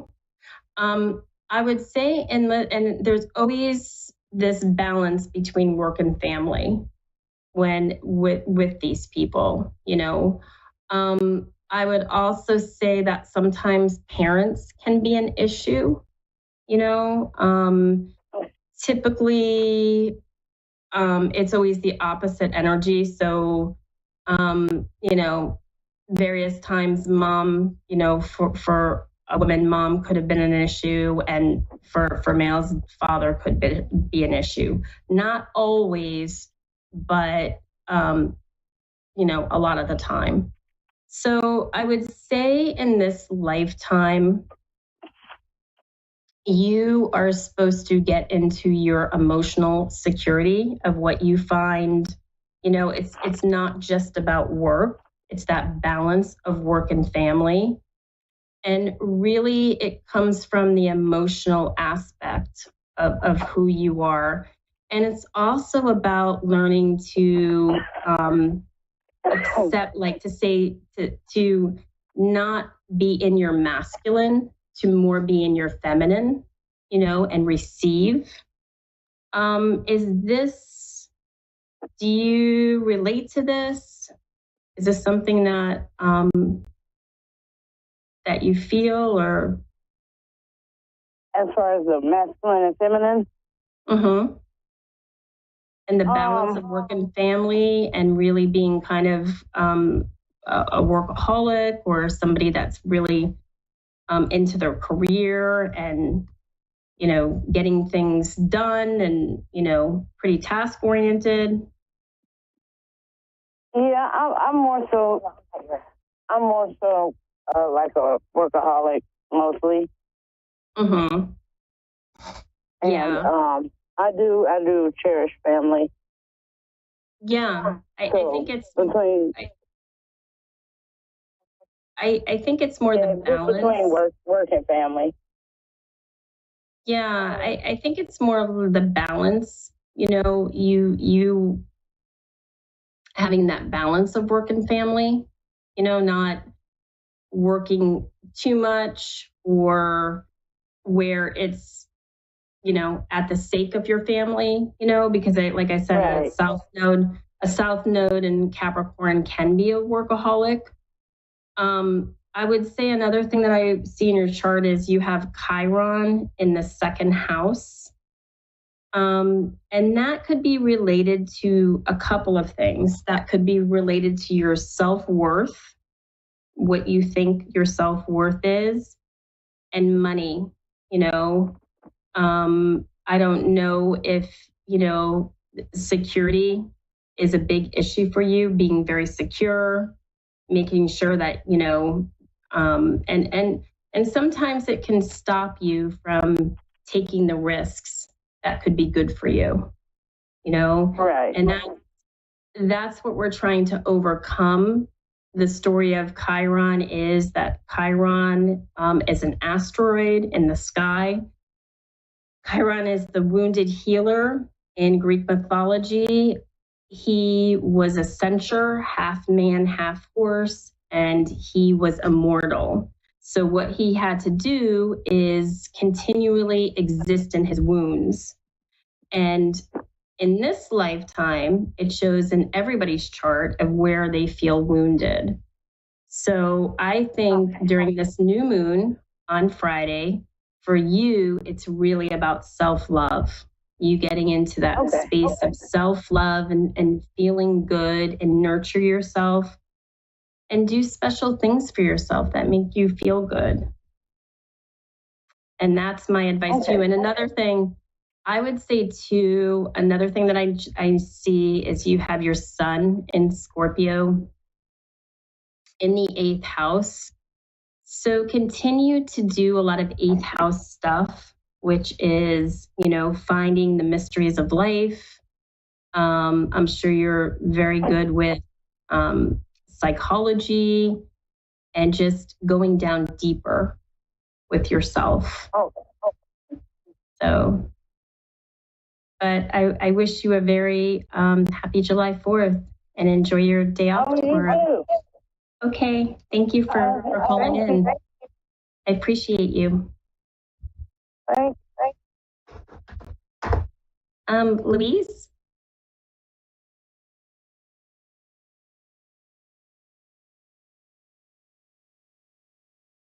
I think the next was Louise. This is Louise, yeah. Hi, Louise. How are you?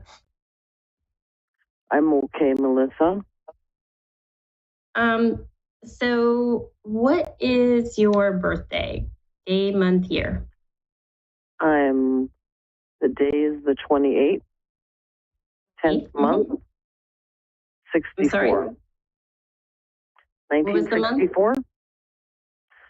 The 10th I didn't month. get the 10, October. Oh, October. Okay. October 28th, 1964. Sorry. Correct. Yeah. Yep. I got it. Okay. And the time?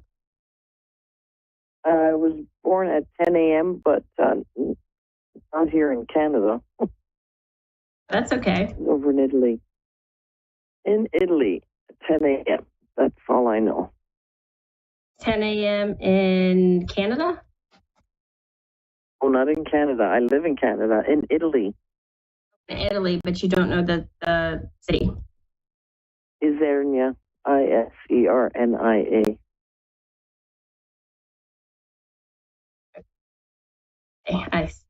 I-S. Alrighty, I got it. Molise, I guess. Isernia Molise, they say. Yep, I got it.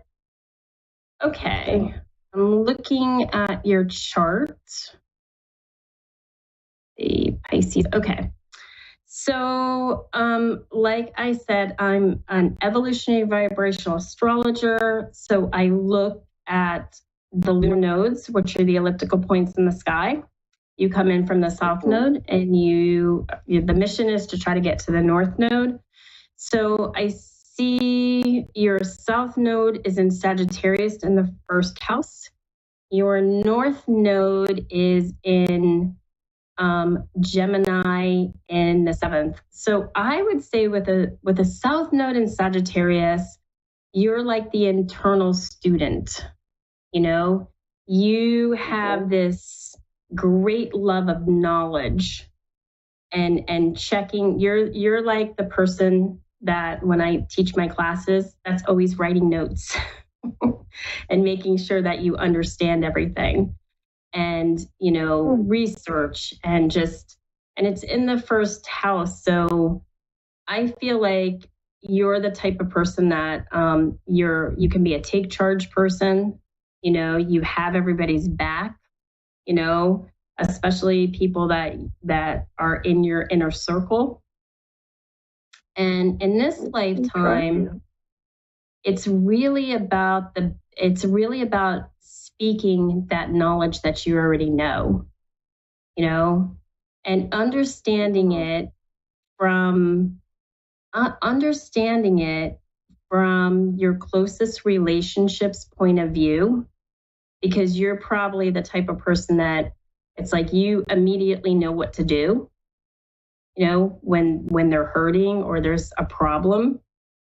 But for them to really understand it, you have to speak it to them so they can understand it. You already know.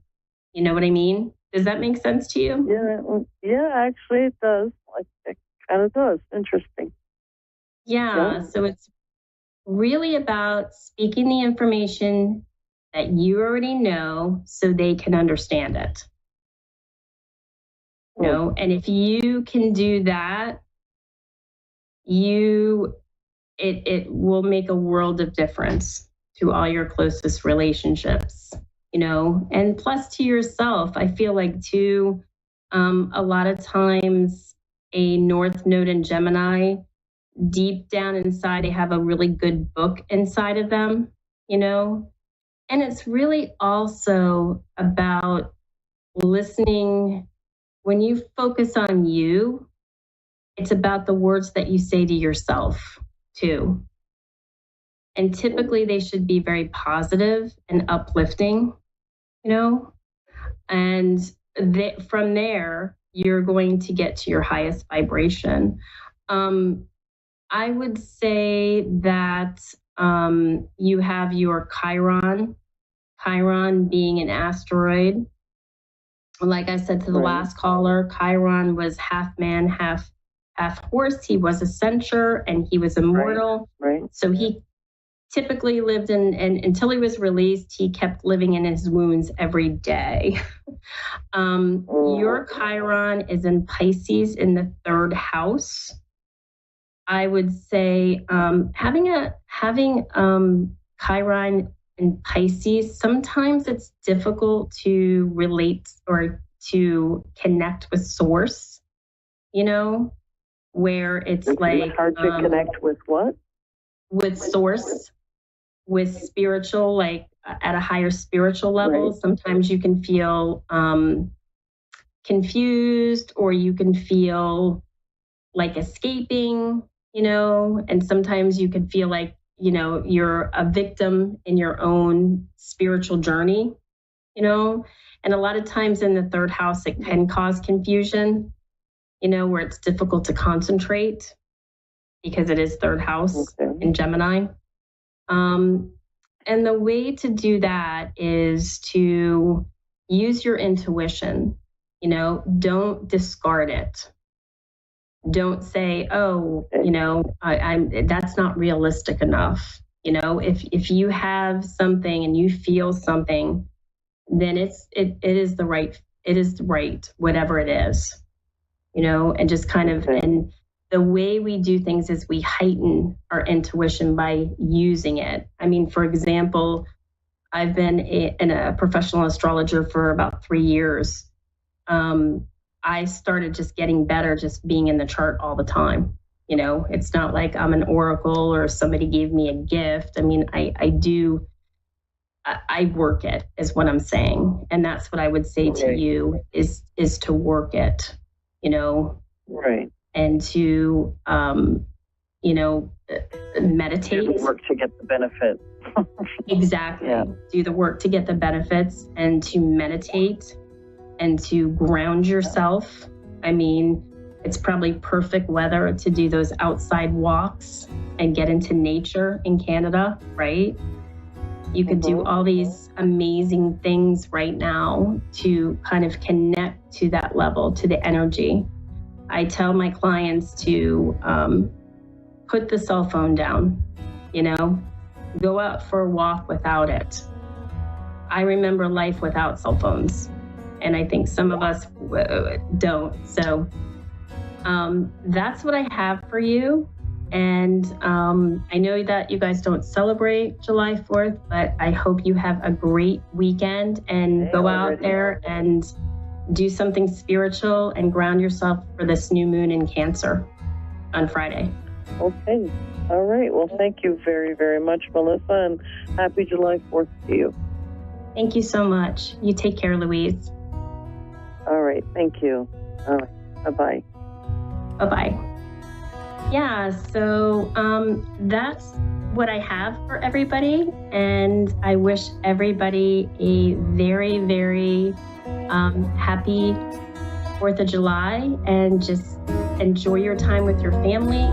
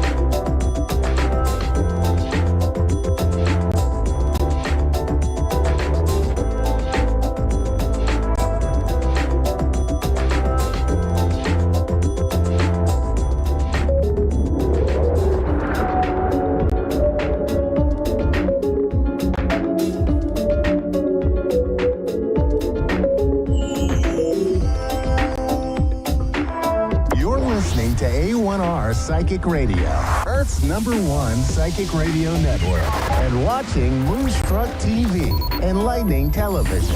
Welcome. Time for Maria Leggett's Medium Show with Maria Leggett.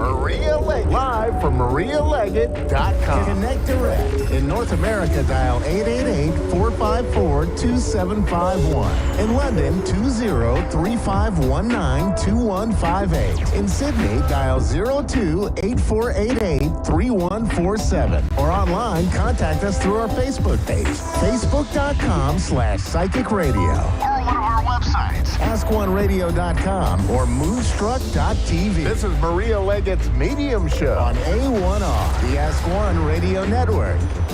Good evening, everybody. Welcome to my show. I'm so happy to see all of you here. It has been a very stuffy week here in Ohio. Actually, the day before was kind of cool, which was nice. So how are all of you this afternoon or evening? We are in Mercury retrograde, and there are other planets that are retrogrades. We've got communications going all wonky, all kinds of weird things happening. And if you'd like more information on all the stuff that's happening, you can sign up for my newsletter by going to marialeggett.com, or you can go to marialeggett.com/subscribe.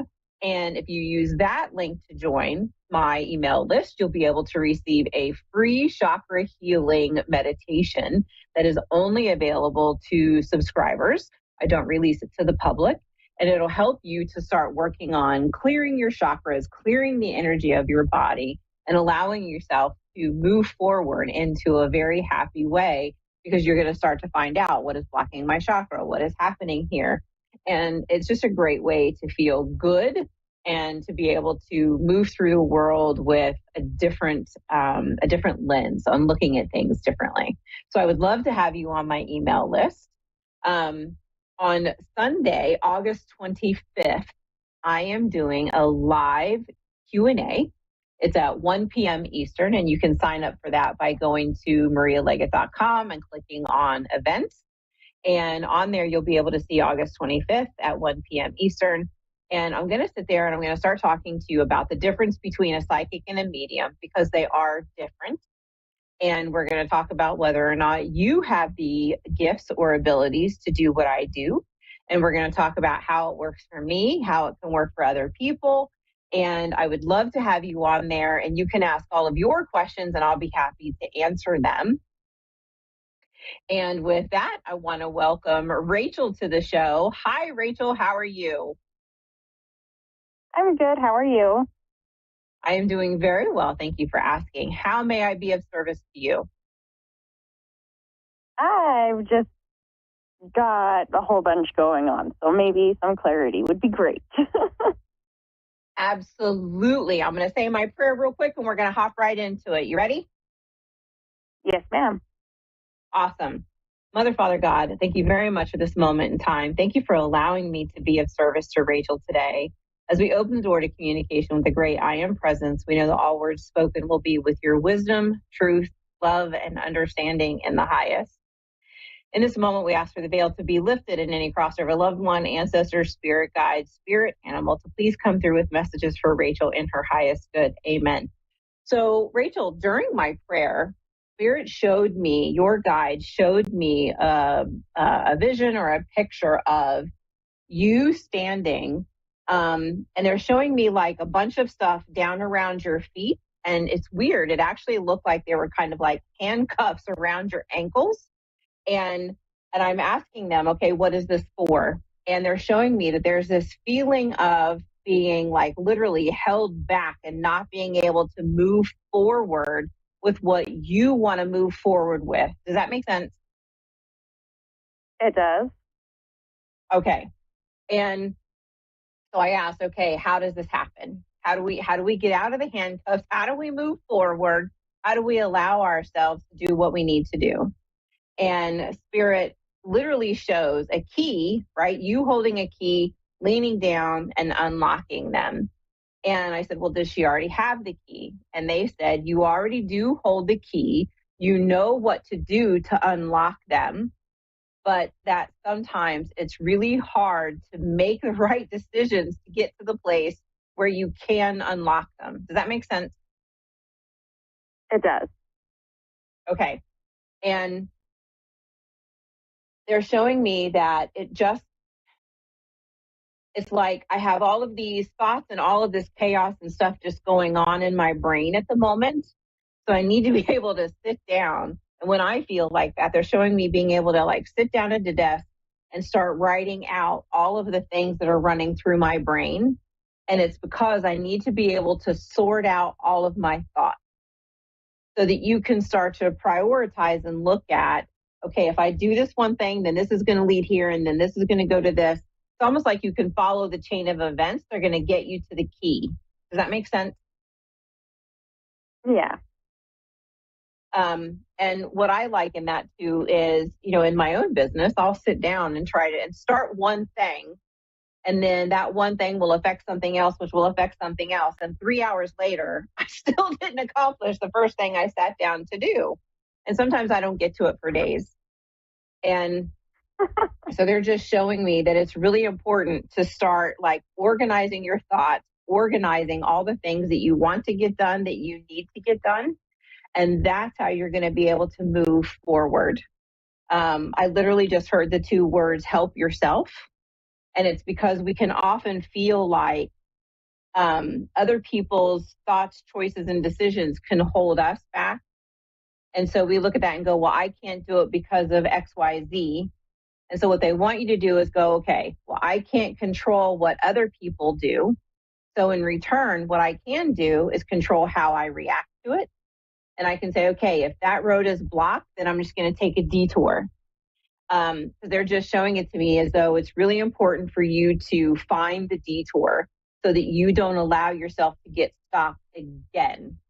Because it feels like this is an again, right? Like I've tried to make progress, I've tried to do these things, and I'm stuck again. Does that make sense?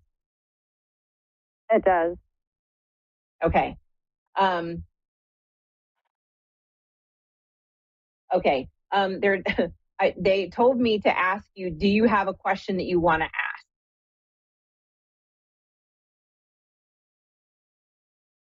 I do, but I don't know how to phrase it properly. That's all right. Throw it out there and we'll figure it out together. It's more of how I should handle my ex-husband and how he is behaving with my kids and the choices he is making medically, and why he's being secretive about it. Okay. Well, that makes so much sense for why I was saying like the handcuffs and being, because you can't control other people and you are kind of stuck with them because of the kids. Totally makes sense to me. And they're gonna take me back into many years ago. I went through very much the same thing that you're talking about with my kid's dad, making decisions that were anyway. So what Spirit is showing me, and I wasn't quite able to do it back then because I wasn't very healed and I just wanted to yell and scream and telling me he was wrong. The flip side to that is, obviously, this all filters down to the kids because he's going to talk because, and they're just showing me that he does kind of the same thing that my kid's dad used to do, which is don't talk about this in front of mom, don't do this. So it's almost like he's tried to separate them from you. Does that make sense? Yeah, wholeheartedly. Yeah. And, I mean, even back then, their dad used to say to them, well, you can't talk in front of mommy. You have to go into the bathroom and shut the door, like that much secretive kind of stuff. And that's so damaging to the kids. So the only thing that you can do at this point, and Spirit is showing it to me, is just to become resigned in the fact that there's only so much that you can do. And to say, all right, Spirit, here's the deal. I have to turn this over to you because I can't control this. And you can do something that I like to call the conference room meditation. And I know this is really difficult, especially with something so serious. The conference room meditation is where you literally just sit in the quiet and you close your eyes and you ask for his higher self to come in. You invite in your higher self, which isn't you, right? It's just your soul, your higher self. And you ask them to sit in a conference room and work this out in the highest good for the kids. And you say, if I don't get to know the outcome, that's fine, but I need my children to be safe. I need for them to be medically sound. I need for all of these things to be taken care of so that when they come home, I don't have to deal with all the repercussions from his decisions. Does that make sense? Yes, it does. So that meditation is going to help you to A, surrender, and B, feel like you're doing something to affect the change. And I know that that's hard. I know that that's hard because I wanted to just smack him and go, what are you thinking?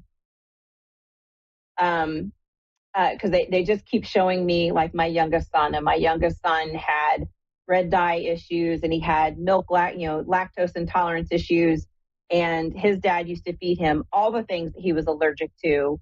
And then he would wind up coming home to my house and getting sick and throwing up everywhere. And I'm like, you can't keep doing this. This is not fair.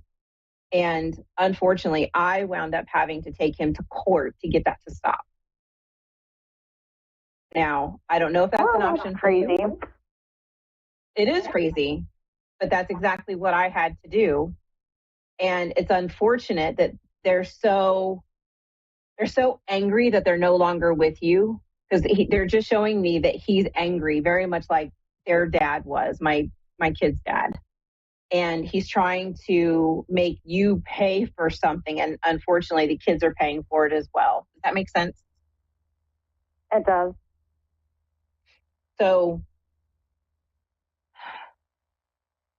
take a deep breath, trust in spirit, know that you have to do things that are going to work for you and your children, and to push as much as you can for, hey, somebody needs to watch this, somebody needs to watch that, even if you're pushing for like supervised visitation, so that that doesn't continue to happen. Does that make sense?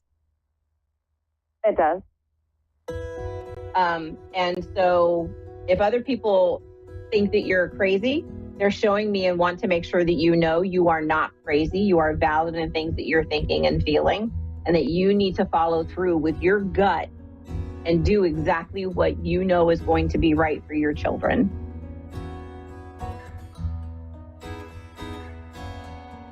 Does that make sense? Yeah, that kind of hits a little too close to home. I totally understand. Believe me, it's bringing up some hard memories for me. But I want to say thank you to you for being here, and I really hope that it does work out for you. I know how it had to work out for me, and my kids are in their 30s, and I am grateful that I don't have to deal with that anymore.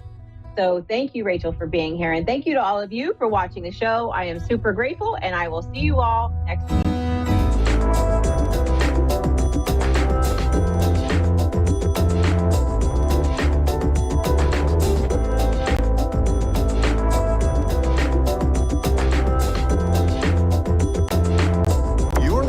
To A1R Psychic Radio, Earth's #1 psychic radio network, and watching Moonstruck TV and Lightning Television. Welcome. Time for Sacred Insight with Andrea Baker.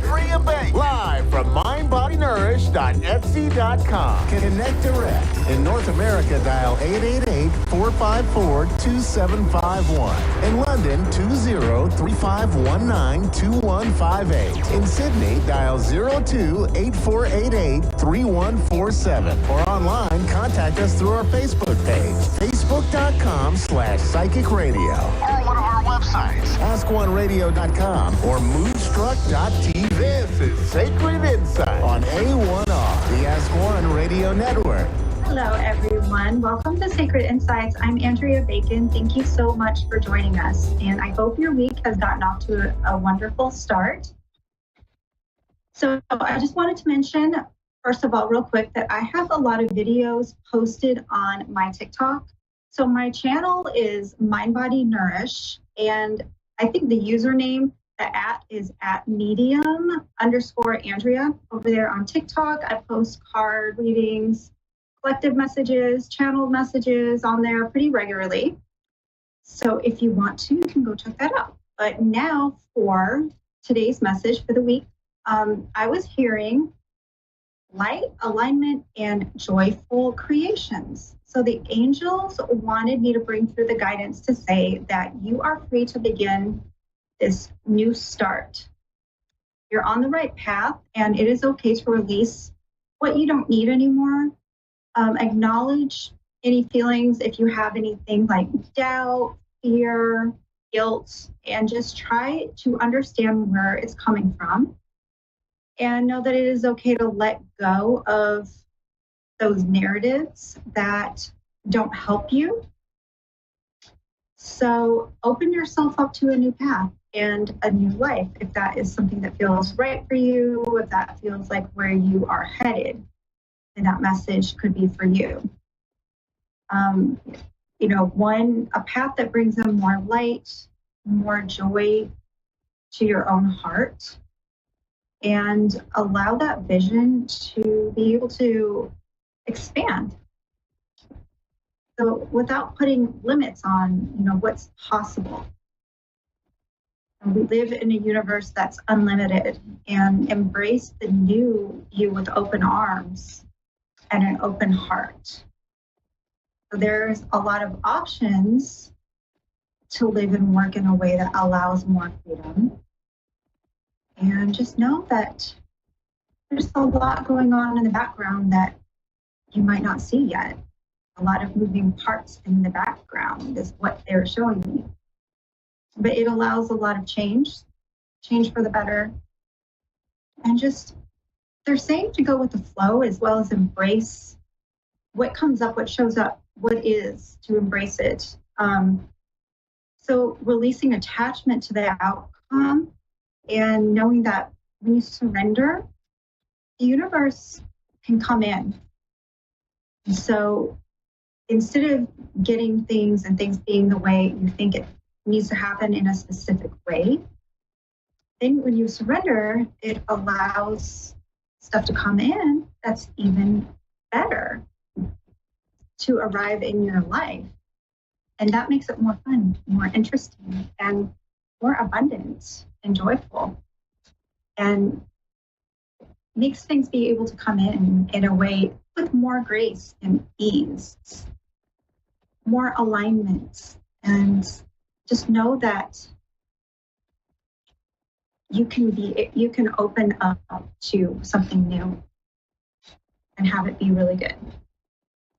Okay, we are going to take a caller now. So Angela in New York. Hi, how are you? Great, how are you doing? I'm doing well. Good. What can I help you with? Yeah, I wanted to see if you can connect with any of my past loved ones. Okay, let me go ahead and just take a moment here, sit in silence and see who I am picking up around you.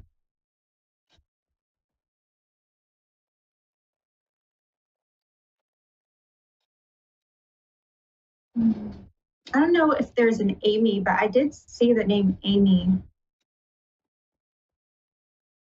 I don't know. Oh,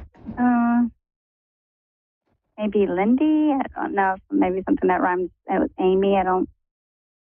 Right. Any Amy.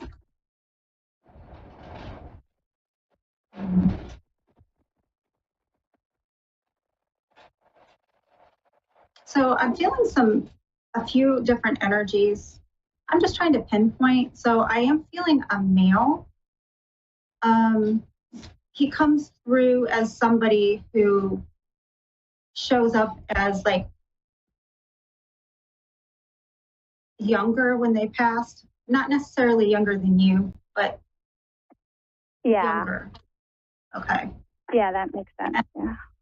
And then I see like, sometimes it's literal and sometimes it just shows me for a reference, but for some reason his hair stands out to me, like he's got straight hair that is like a sandy blonde or a light brown colored hair. It's a lighter color. Yeah, this could be my brother. Okay. Let's see what he wants to say, what I can get. He's sighing, like something about his chest. Okay, I'm not sure what he means by it. A lot of times we carry grief in our lungs, but I don't know if this is talking about family or if this is talking about him.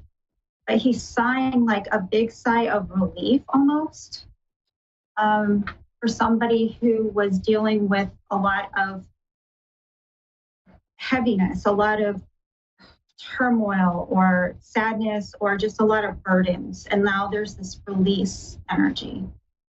Does that make sense?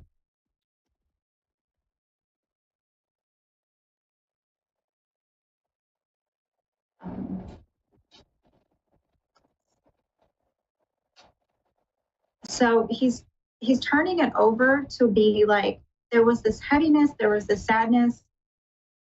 Yeah, that totally makes sense. This burden, and he's turning it over, and I'm seeing like just the release, the relief, and like this happiness and lightness that has come in. Now, I don't know if he's talking about him or if he's talking about somebody in your family. So I'm not sure about that. I mean, it kind of seems like it's him, but then it's almost like he's showing me some people around you that are like, or that feel like that too. Or so you got to take that just however it resonates. But let me see why he's bringing that up. So I had a message earlier on a different platform, but it was very much like this grieving and this heaviness and sadness, and just turning it over to a lot of joy, a lot of activity. So whether it's somebody who's grieving and they're really sad, turning it, or there's something else, you know, causing that pain. There's this energy of like bringing lightness into one's life, bringing happiness. It's like this message that he wants to bring in about allowing happiness, allowing like bringing an energy into life that is like joyful. That's I don't know. It just feels vibrant, I guess. And maybe going from like an energy of feeling mundane to an energy of like bringing passion and zest for life back in. So I think that's a message for you, you know, just that there's another part to it of happiness, being happy on the other side. Yeah, I mean, my cat did die like 2 weeks ago, and I've been handling it very, very hard. Like my heart's been hurting physically from so much pain. So maybe he feels the pain because like when he passed, this was even worse. Like I don't know why it was more painful for my cat that passed. Right. Yeah. I mean, they're like our babies, you know, so it's definitely understandable. It's really hard. Let me see what else that I can pick up for you about it.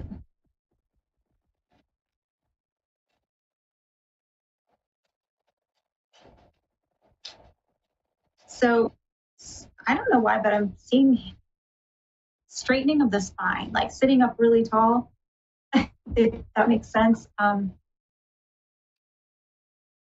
It's almost, I thought maybe it had to do with a cat, but I'm not totally clear. But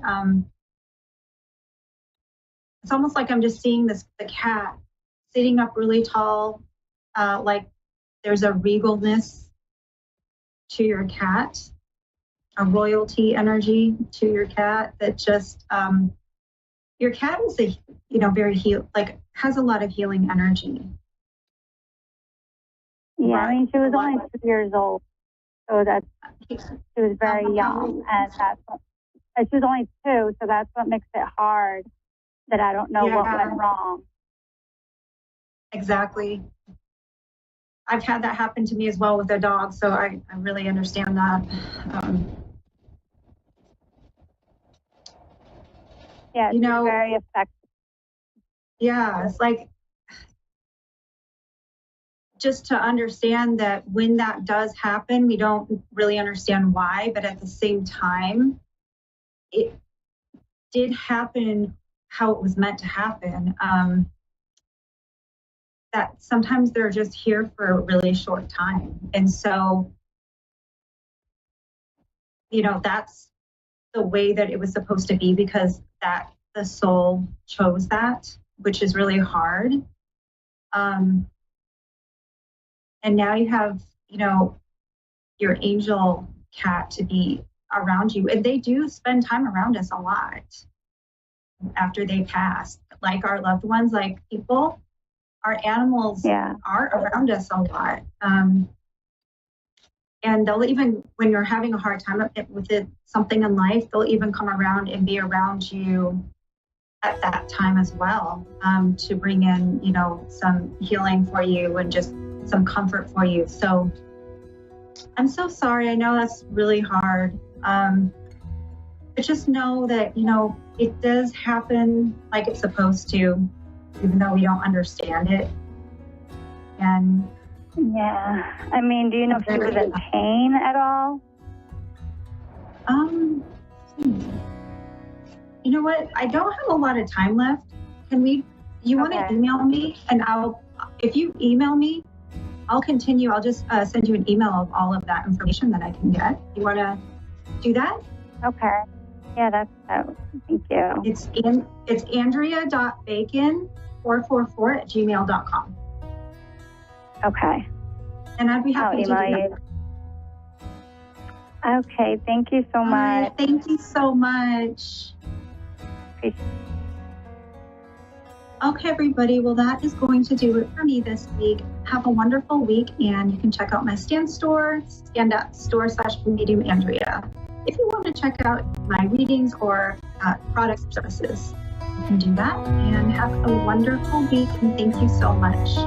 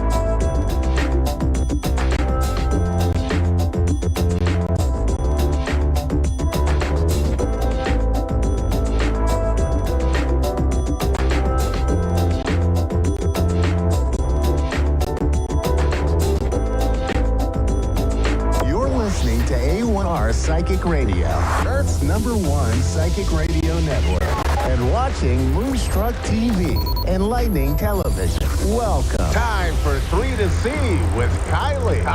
Live from X3toCX.com. Connect direct. In North America, dial 888-454-2751. In London, 20-3519-2158. In Sydney, dial 02-8488-3147. Or online, contact us through our Facebook page, facebook.com/psychic radio. Or one of our websites, askoneradio.com or moonstruck.tv. This is 3 to C on A1R, the Ask One Radio Network.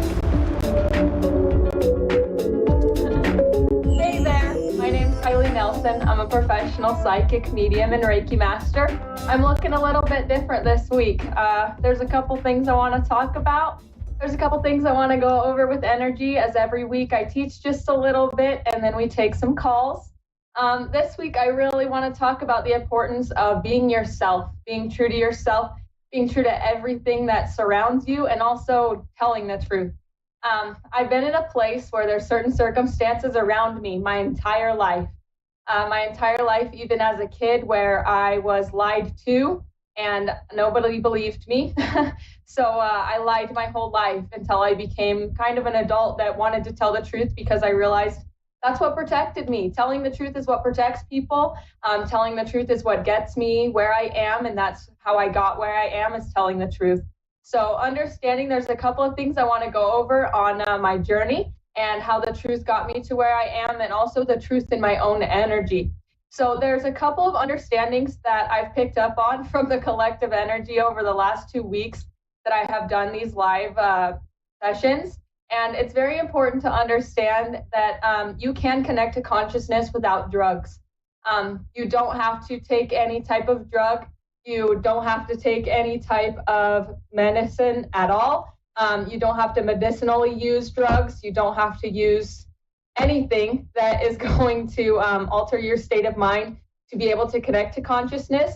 It's very important to understand, if you have consciousness in your mind and body, which everybody does, every single person on planet Earth has consciousness in their mind and body. There are 2 streams of energy that are connected to your brain. One is higher consciousness or higher self. This is like the God energy that runs through and connects with all of us. And the other is your ego. This is the energy that's connected to the earth. This is the energy that is connected to all of the circumstances around you, how others treated you. Also, how the energy sits with you is what's going to be a huge part of your ego. Understanding that if you're connected to energy, if you're healing from energy, you will be in your ego, and you will go in and out of ego, even when connected to higher consciousness. I personally have moved to a state of mind where I don't come down from connection to my higher self. I don't come down to connection from higher consciousness. I'm actually in the altered state of mind at all times. And this is why I kind of call my life a living prayer, because I had a lack of motivation in my own life, because no matter what I did, no matter who I talked to, no matter what medication I was on in the past, I could not heal myself. I could not do anything because it wasn't helping. And I needed to seek a different type of healing. I needed to seek a healing that was inside of my mind and body, not something that was altering what was going on with me already. It was to heal instead of ignore, which everybody should be on a medication if they need it, which is completely okay. But I have picked up a lot of energy from past and also from present of trying to understand how to connect to consciousness. I did connect to consciousness while I was on a medication multiple times throughout my life. So it's completely possible to do it, but you do not need to trip on drugs. You do not need to take mushrooms. You do not need to smoke marijuana. You do not need to put anything up your nose. You don't need to even drink. But if you are trying to connect to consciousness, you can drink just a little bit to ease up on your energy so that you're not as scared, so that you're a little bit looser within your energy to connect. And this may be why when you are around psychics, or personally me, if I ever drink, I tell my entire future. And unfortunately, it's most likely a punishment for me because I don't remember, and those around me do. So understanding that, it's very important to understand that you can use anything around you to get to where you are, but you don't have to. There is possibilities to connect with consciousness and altered states of mind on drugs or any type of substance, but you do not have to. And if you do it without and connect without, you actually have a greater connection.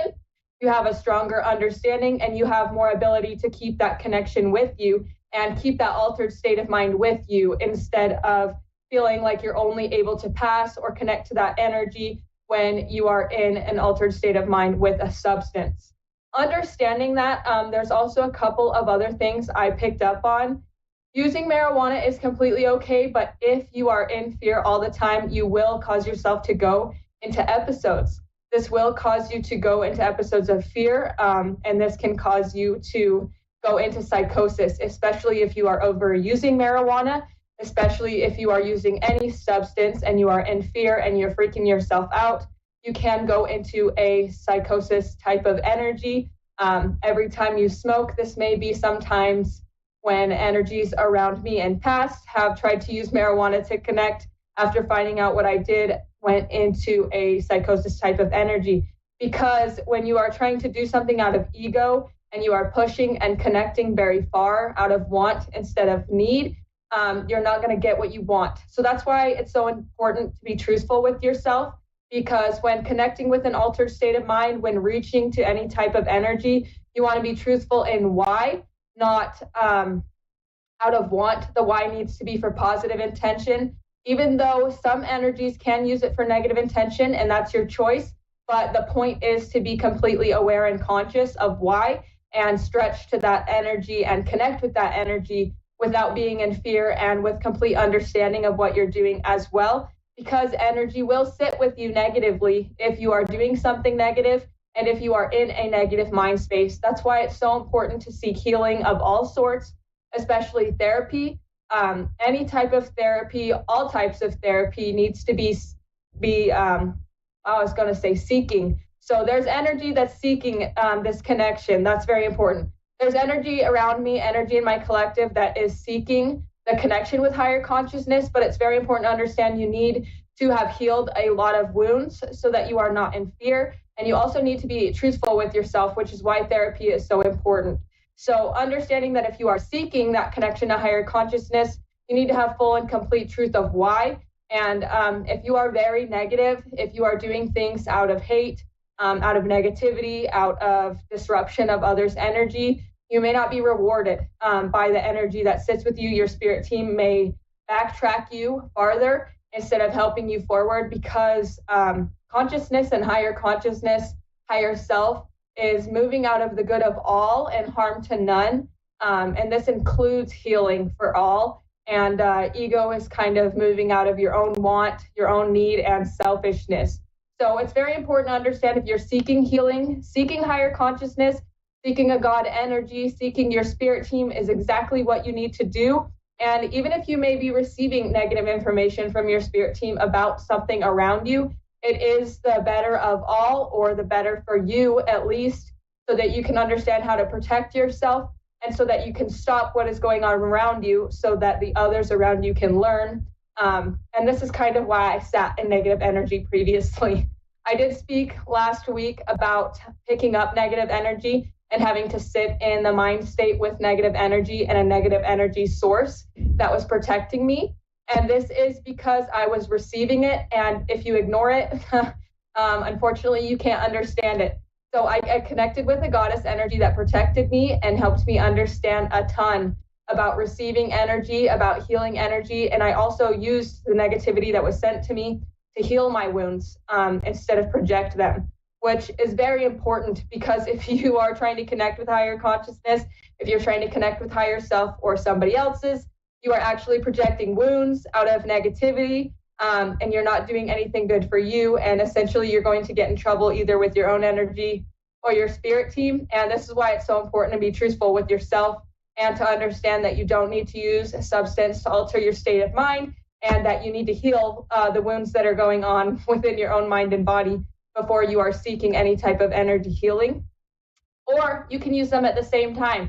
You can seek an energy healer. You can do energy healing on your own while going to therapy. And you can do that on your own pace as well, or at your own pace, which is very important, because energy is for you. Energy is for you to use. Energy is for your pace, your healing, and you're destined to be able to do that for yourself. It is everyone's destiny to be able to seek consciousness, everyone's destiny to be able to be connected with consciousness and use consciousness, but it's not your destiny to project negativity because you want to connect, or project negativity because you're jealous that others can. So it's very important to understand that connecting with consciousness is the better for all. And even if you are doing that out of negativity and you are projecting a wound, especially those who projected to me in the past, it's very important to understand I do know about some of the things that you've done, and this is because I needed to learn, not only to be able to help myself, but to be able to teach those around me from the experiences that you caused in my life. And this has caused me to be able to heal so many other people around me. This has caused me to be able to help so many people, especially women, especially mothers, people in relationships. It's very important to understand consciousness is the good of all and harm to none. And even if some difficult things are going on around you because of your actions, this is to make you learn. This is not projecting negativity onto you. This is to make you learn from your own actions, and these actions or situations around you are actually coming from your own spirit team, as nobody can really project a ton of negativity within higher consciousness. Higher consciousness uses your actions or my actions or anyone's actions to help people heal, to help people understand, and to help people gain knowledge, which is exactly why I am where I am. That's how I am, the person that I am, and that's why I'm so truthful, because of what others have done to me with energy. And that is why I am so great at what I do, is because of what others have projected and what I had to learn to protect myself and my family from, which is very, very important. I also want to state one thing. I do not send any negative energy to anybody. I do not project negative energy, even though I speak and connect with all sorts of energy on a daily basis. It's very important to understand I actually don't ask to send any energy. I don't do any type of work to send energy, and I only do positive energy healing. So if you're afraid of receiving negative energy from me, maybe understand a little bit that you're receiving energy from your own spirit team. I only sit with specific energy and God energy to protect and heal myself, as well as heal others. So understanding that, I do want to state just a few things before I get into a call. There are discounted sessions on my website. I currently have my sessions discounted online because I am looking to open up to a larger collective. I know that I have a lot of clients watching here on the radio show, on Facebook, on Twitch. It's really important to understand that I'm open to healing anybody, even if you're sitting in negative energy, no matter who you are, no matter how you feel. It's very important to understand that you can connect to any energy, you can release any energy. And if you want to book a session online, I will read you, I will help you heal. And I also teach Reiki healing 1 and 2. And I also teach others to get into their spiritual gifts. Whether you're a psychic medium or you're just an intuitive reader, I help read into all of that energy. And I currently have those wow.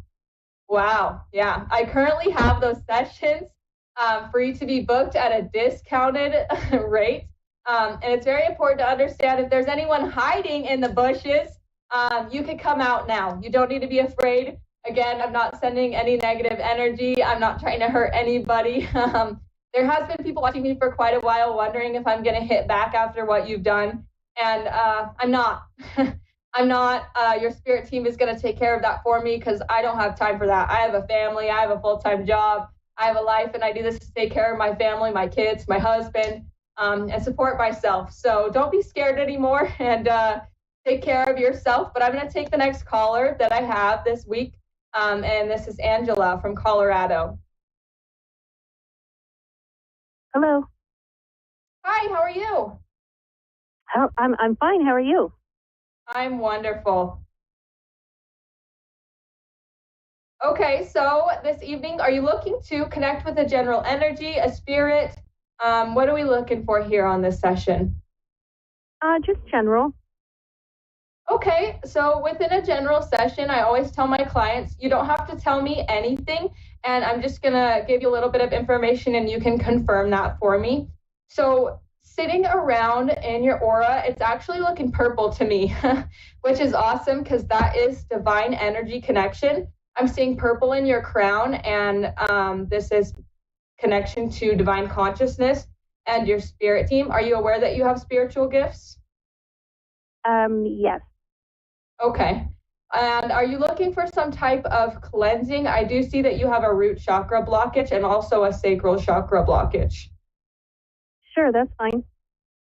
Okay. So looking at your chakra body with Reiki healing energy, I see that you have a root chakra blockage, and this may be because your partner has instilled a little bit of doubt in you. And this is either from a conversation that you had recently, or this is because of an experience that's going on around you where you feel like you know what's going on, but they are a little bit afraid of what's going on. Does this sound correct? In regards to work, yes. Okay. So understanding that, it's very important to know that you are in your own energy. You are in divine energy, and your partner doesn't necessarily understand what's going on at all times because they don't have the enlightenment or the divine connection that you have, as your partner does seem to be a little bit in fear just because you kind of seem to control everything and they don't know how that's possible. So I'm actually I don't have a partner, so. Oh, okay. So this is very interesting because I actually see that you have a sacral chakra tie. Are you speaking to anybody energetically even? No. Okay. So understanding the tie, this may actually be from a past partner. Did you remove a connection within the last 6 months to a year? No. Okay. So understanding that you may have a sacral tie with a past partner that was never cut. It's very important to understand that if you would like, I can actually connect with Archangel Michael as well to cut that tie because this has been draining you. Either you are thinking of someone in the past that you were connected to, or you have a partner that is thinking of you a lot in the past. Okay. Or from the past. So if you're comfortable with that, I can ask Archangel Michael to cut that tie, and that will help connect with your sacral chakra and help release some of that energy so that you have a free flow of energy throughout your body. Okay. Okay. So understanding that, did you have a partner when you were getting into your spiritual gifts? Yes.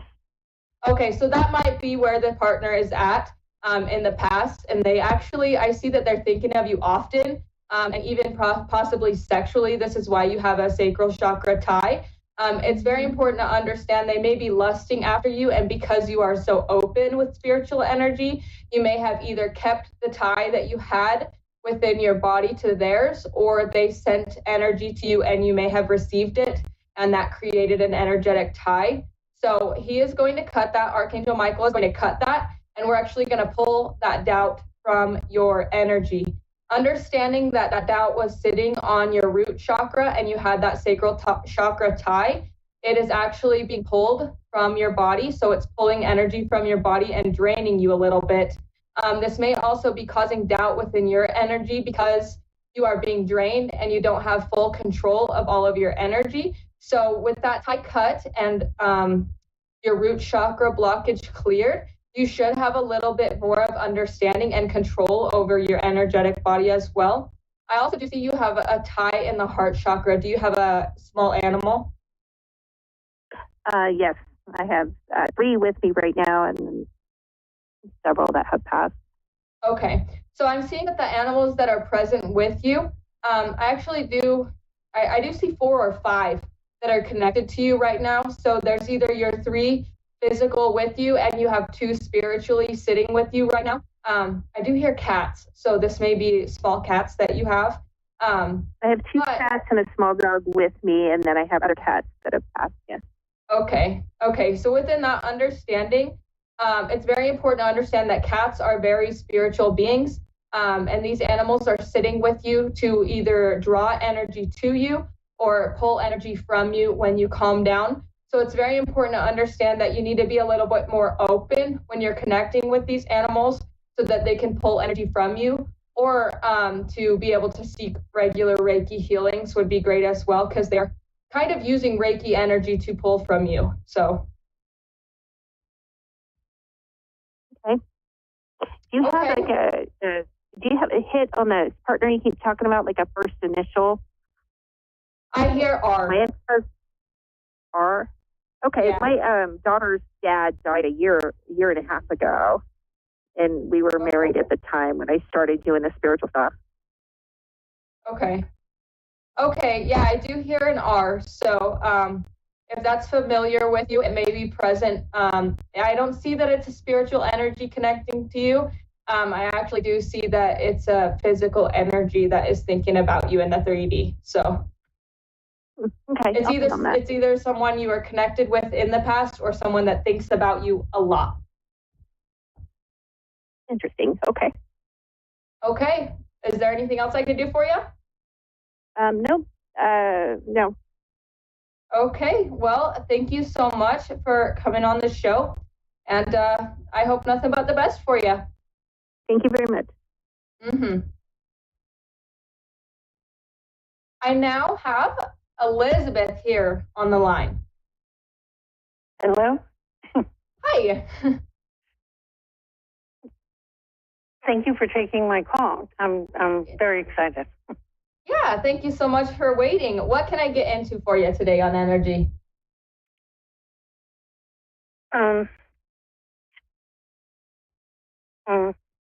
I'm just open. What? Okay, so you're open. You're just open for a general reading. I have 7 minutes. I have 7 minutes here left on my show. I do have a grandfather with you, though. I do have a grandfather. Have you been thinking of him recently? No. No. I didn't really know my grandfather. So. Okay, so that's another important thing to note. If you are going into a healing journey, which I see you're trying to actually heal from a wound on your heart chakra, is this correct? Say it again. I'm sorry, I didn't hear. I'm hearing and feeling that you have a possible wound on your heart chakra that you may be healing from. Did you recently go through a painful experience? No. No? Okay, so it sounds like you may have a wound on your heart chakra from past then, and you may need a little bit of healing energy. So I have your grandfather sitting with me, and knives may be very significant. So if he collected knives, which you may not possibly know if you didn't know him very well, but a knife is very significant. He's showing me that. So there must be something that you need to cut out of your life, or that you have cut out of your life, that either subconsciously created a wound for you or did create a wound that you just are unaware of in the past. There are some situations around you that may have caused you a little bit of pain, and it's really important to understand these are actually coming from others' ego being projected onto you instead of you sitting fully in your heart center. So you are being asked by this grandfather to release the pain that you have around how others are talking to you and judging you, which is very important. And I'm also going to use Reiki healing to pull some of the energy from your heart chakra and clear that as well.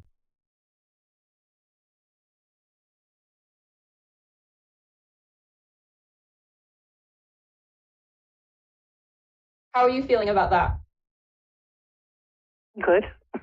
Okay, I just wanted to make sure. Understanding, I also have information about your feet is coming up a little bit. You may either want to get a pedicure, or you energetically need to be taken care of. And your feet are where you ground yourself, even though your root chakra sits at the base of your spine. Your feet are where you feel grounded, because the bottom of your body is actually connected to your whole entire the whole entire bottom of your body is connected to your root chakra. So being able to release some of the judgment that's around you, it's very important to ground yourself, and getting a pedicure and getting some self-care for you in any way that be. But I am hearing a pedicure is really going to help you feel loved, or feel love even for yourself, to be able to refill your own cup. So this may be something that's very significant for you. Okay. Let's see if there's anything else. I'm kind of rubbing the palm of my hand, and I'm also hearing the word desert. Have you been recently wanting to travel somewhere? No. Okay. Okay, so this may be a sign spiritually that you feel dried out then, or you're being asked to travel a little bit and take yourself somewhere. I also did hear the word Texas. So it's very important to understand you may be traveling soon, or you may feel dried out. You may feel tired. You may feel like energy has been drained from you, and you almost just are tired all the time. Also, I am picking up a little bit about your dream state when it comes to being tired. Are you aware that you have prophetic dreams?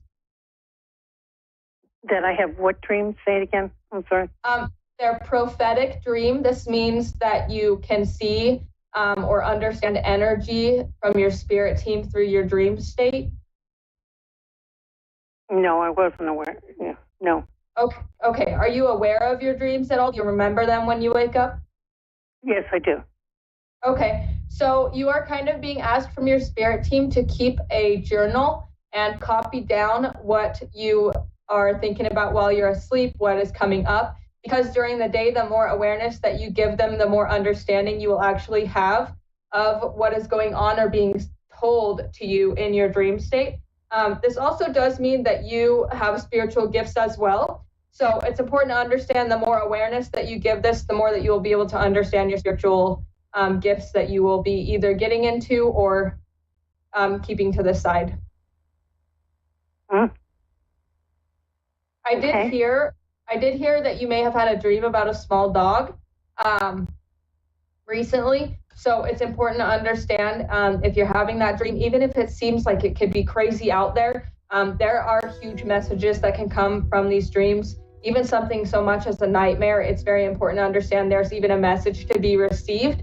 As long as you disconnect from the emotion within the dream, you can understand if you kind of look at it with a clearer picture without emotions and pull yourself back, you'll be able to learn a little bit either about what you're going to do the next day or things that you need to understand.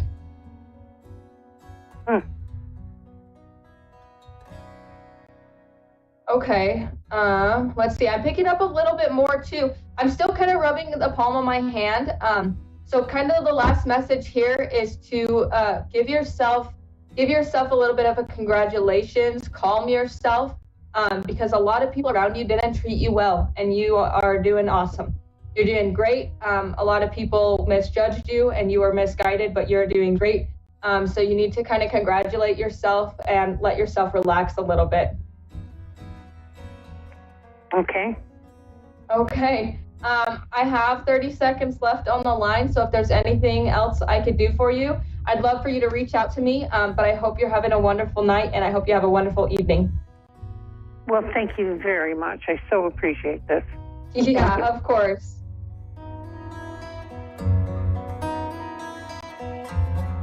Okay, thank you so much. Happy Wednesday. Don't forget, don't project negative energy, and if you do, it's your problem.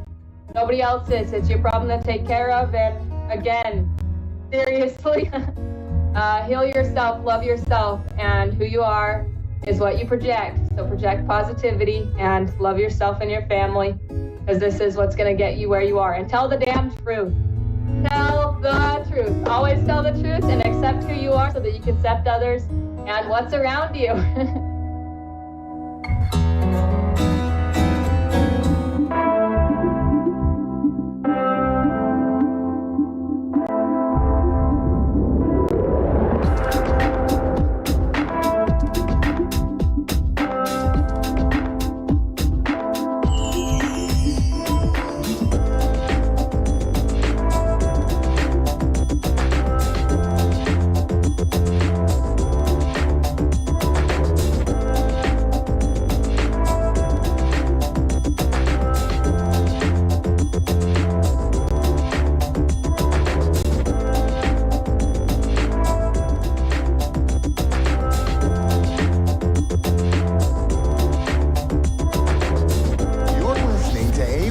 Psychic Radio, Earth's #1 psychic radio network, and watching Moonstruck TV, enlightening television.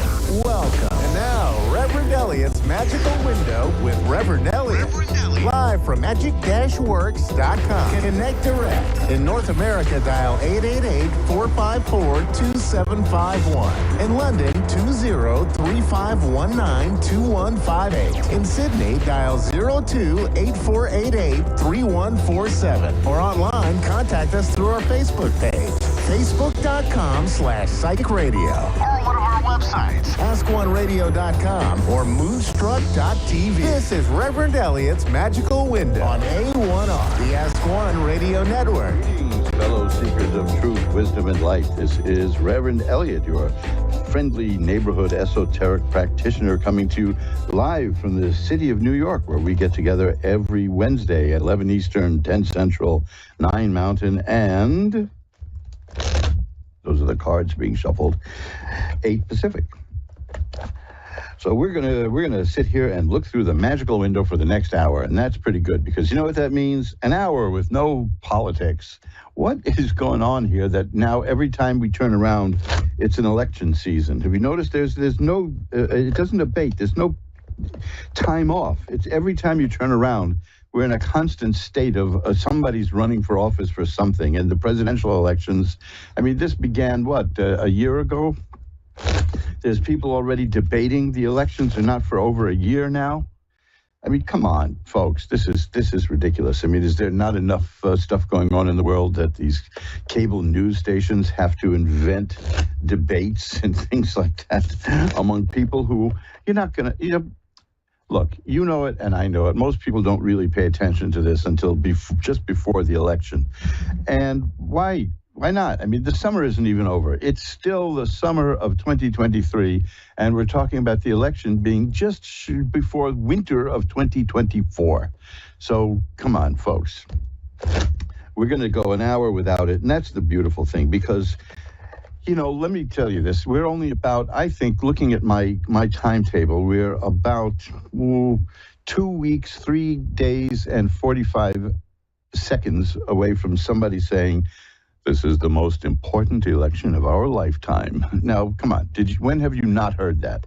So it's not that I'm putting all this down, but I'm putting all this down. This is just ludicrous. They've turned it into a 365 day a year sport, and it's ridiculous. It's unbecoming to see 80-year-old people gabbling about how good they are and how bad everyone else is and what they're going to give you, and nobody believes them anyway. And this is going to go on and on and on. And the people who make the commercials are going to make a lot of money. And, the people who make the commercials they don't believe in anything. They're just guns for hire. I know. I used to be among them. I worked with a lot of those people in my years in journalism. They don't care. They just don't care. So what we're looking at is now, you see, in the 1980s, cable discovered stand-up comedy, and then stand-up comics were every place. And then that kind of waned, and then we got fashion models. Remember those? And I can honestly say, and I'm sorry if I'm offending anybody, but I spent time among fashion models, and I think my brain atrophied. So, but then that was the big thing.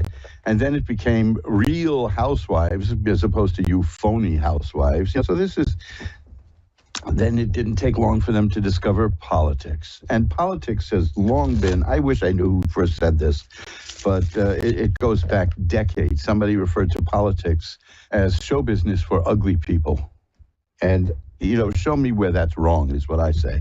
But that's, this is nonstop now. This is just insane. It's nonstop. And the whole gig is scare the hell out of people. This is the end of democracy as we know it if you don't vote right. This disease will destroy us. The whole 9 yards. Everything is your car is going to destroy the planet that's been here for billions of years. You know what I tell people? Look, okay, we may not be doing the planet any good, but we're not really putting the planet in any risk at that point. We're doing okay. No country on the face of the earth has cut its carbon emissions more than the United States, and we're only responsible for about 14% of the carbon emissions in the world. But they have to scare you. They have to get you scared of wildfires that they say are happening because the temperature of the earth is a quarter degree hotter. Come on, please. I mean, did you ever cook something? And I mean, of course you cook things, but I mean, did you ever cook something and have somebody say, that is a delicious steak, but if you had made the oven 1/4 of a degree hotter, it would have been perfect? No. But it's all about scaring you. And I'm going to say it again. I talk about it all the time, and I wish I didn't have to, but I will. There's a book that you can get at mojoacademy.org, mojoacademy.org, and it is called Unmasking Fear. This is a book that predates mass media. So it was from 1919. Now, I have written a foreword and an introduction, and I've updated that part of the book to show how it's relevant to today And I truly look. I'll give you an example. You know the musical, The Music Man, where the guy comes into a perfectly peaceful little town, and he riles it up by getting them terrified of what's going to happen because of a pool table, and then he sells them a cure. That is politics these days. And it can't say it's only these days, of course, because that show goes back many years. But the book Unmasking Fear, in one of the introductions, I analyze The Music Man in terms of the way fear is used to sell us almost everything. You know, I've got a wonderful book that I don't really talk about that much because, you know, it kind of sounds silly. But it's a book that shows men how to not only get the best shave of their life, the closest, cleanest, most wonderful shave, but how to use shaving as a form of meditation and relaxation. Believe it or not. And you can look that up too, and that's also at mojoacademy.org. Just, you know, check out the page on shaving. But I bring that up because in that book, I show ads from the early history of Gillette, which specifically are concentrating on the Depression era, where they scare people into buying their blades, their razor blades. It's fear, you know.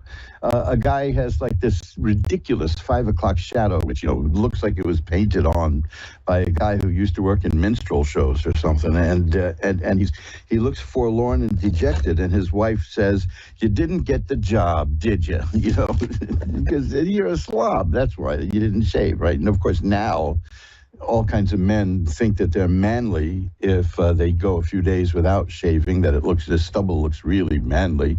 It really did an awful lot for the love life of Harvey Weinstein.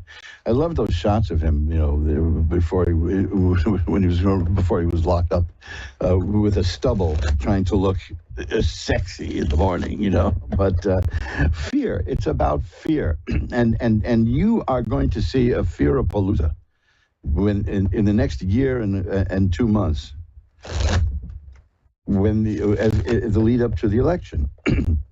And this is what they do. And then as soon as the election is over, there'll be more fear. And then as soon as the person who wins is sworn in, there'll be even more fear. And then you know what they'll do? They'll start the impeachment proceedings against whoever wins. And then they'll start the 2028 election cycle will start officially then. And it's to keep us all in a state of fear. Now, you look at major network television news, and I'm not asking you to do that. I'm just doing that parenthetically. And you'll see that almost all of the ads for there are pharmaceuticals to relieve stress, strain, and depression. Now, what is the news except if a business designed to give you stress, strain, and depression? Sounds like my law firm, by the way, you know. Good evening, stress, strain, and depression. Can I help you? No, don't do that. Don't let them do that. And I'm serious about this. I am not joking when I say it. The book I'm talking about is Unmasking Fear. It is very important because, you know, I remember in grade school, I loved elementary school. I really did. I adored elementary school because I was learning how to read, and I knew that the key to everything lay in reading and writing. And yet there were other little kids around me who were terrified. They were afraid of being left back. They were afraid that somebody else was going to get a higher grade than they did. They were afraid of the report cards. So there's a system designed to fill us with fear from the very beginning. I'm going to tell you a story which I find fascinating because for a couple of years, before high school, after elementary school, before high school, the middle school, you know, like junior high area, I went to a private school for a few weeks. I'm laughing because I've been expelled from so many private schools. I was thrown out of one school in 2 weeks, and that was my first day in that school. I said to a friend of mine, "I'm not going to make it 2 weeks in this place." But before that, I was in a private school, believe it or not, for actors, for children who were actors, and I was able to skate by and get in there. Because I had done television commercials as a little child. And these were not fear-oriented television commercials. They were, just showed like a family drinking Bosco and a family eating Campbell's soup. And it was generally me and my sister and my mother, because my father was in the advertising business, and I guess it saved money to put the family in there. But I was in a school for children. I went to school with some famous people, and I remember recess the first day. Everybody was standing around at lunchtime. We had mugs. Nice ceramic mugs of Campbell's chicken and rice soup. You see, this is the kind of detail that sticked. Thank you. That's very good. I just, I loved learning how to read and write, and then I used the word sticked. This is the kind of detail that stuck in my mind because it was just so bizarre. There were little kids. Not even 11 years old, standing there like they're at a cocktail party, holding their little mug of Campbell's chicken and rice soup, and they're talking about the auditions they went on. And I remember, now you can look this up, the name of the TV show I'm about to mention, and you'll see what time period I'm talking about. One little kid said to the other, this is a 10-year-old, I just read for a part in Slattery's People, but I'm not going to get it because Dick Crenna doesn't like me. Now, these are 10-year-olds. They're already living in this world of being afraid of things not working out. I just, this is probably why I've made it my life mission to eradicate fear. Not that I'm fearless, and not that fear is bad, mind you. Fear is good. Fear is very good. Fear is the evolutionary method to keep us alive in many ways. Whenever you have something that a human being does, you have to ask yourself, what is the evolutionary advantage of this? Why do we have it? Fear. What is the evolutionary advantage in fear? Fear tells you that you're in a dangerous place. You'd be a dope not to have fear. Now, constant fear is terror. And you remember the war on terror. Did you ever in your life see anything quite as terrifying as the stuff that came out during the war on terror? I mean, everything was about, your water supply is going to get poisoned. This is going to happen. That's going to, oh man, it's just hideous. But yes, it's the same thing with anger, you see. Now, there's something else that maybe I'll do a book about anger one day. Anger is the evolutionary value of anger is that anger is the feeling that says to you, you've been mistreated. Nothing wrong with that. Otherwise you're a doormat. Now, I remember as a little child, I was upset with something that my parents did, and I turned around to them and I said, I am sick and tired of you doing this to me. Where did I get that expression? I've heard my parents use it, and I figured that's what you use to express discontent. And of course, I was sent to my room, This is terrible when it's like declawing a cat. You can't beat the anger out of little kids because anger is important. And without anger, you're a doormat. Now, constant anger, that's rage. And you don't want rage. I've never heard the government come out with a war on rage because they want to keep you angry. There's two things that governments do all the time. Now, this is nonpartisan, so I'm not going to get into parties. I'm not going to get into my country is better than your country. I'm just telling you that governments do this. You see, if you look at every nation, the name for the country in their language and the name for everyone else in their language is generally translates into there's us and there's everyone who's not us. This is where you get like Auslanders. Everything is divided into us and them. And what does that mean? That means they're born on the other side of a dividing line on a map. And that makes them, and you. And that is exploited. The poor people here have had to be going without an enemy ever since the Soviet Union collapsed. That was a great enemy to have, man. We had the Cold War for years. That motivated people. People cheered when the Russians lost in the Olympics. Yay, all of that stuff. And then they were gone. Then the Union of Soviet Socialists was gone. Now, I want you to think back of the years from Mr. Gorbachev tear down that wall to today, and you'll see that there's been almost a never-ending search for an enemy in our society. Sometimes it's one country, sometimes it's one movement, other times it's a disease, because the belief is, and I was really tight with a lot of government people for years.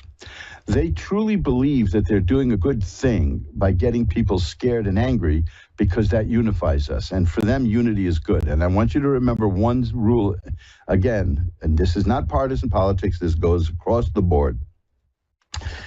In politics, the word unity means do it my way. Okay? So there you go.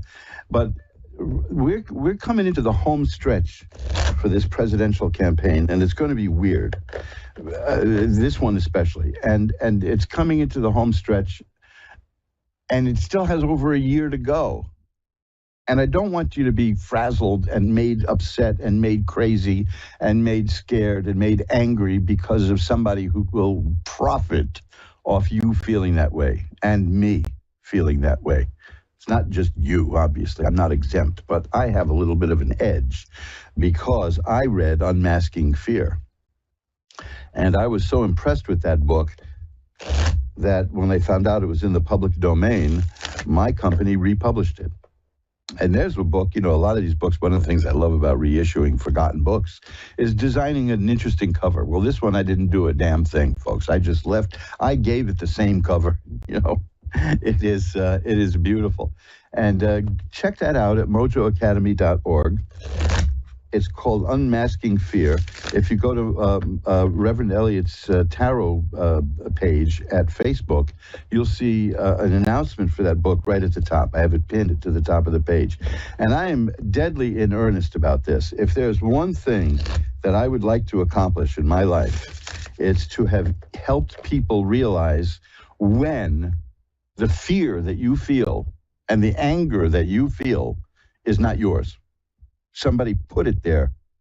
Somebody put it there for their own benefit. Get angry if somebody treats you badly.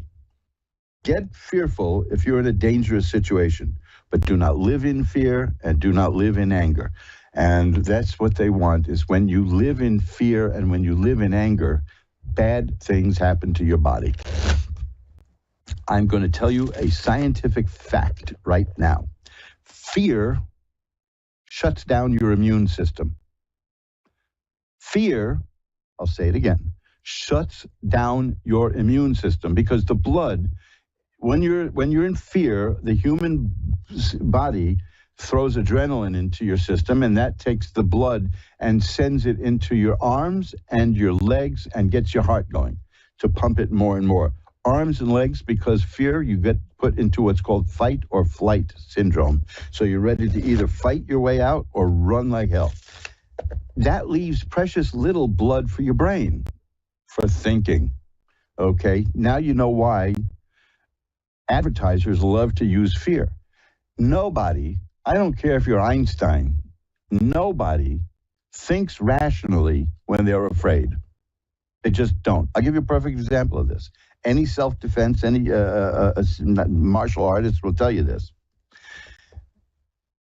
People will grab a gun and run away.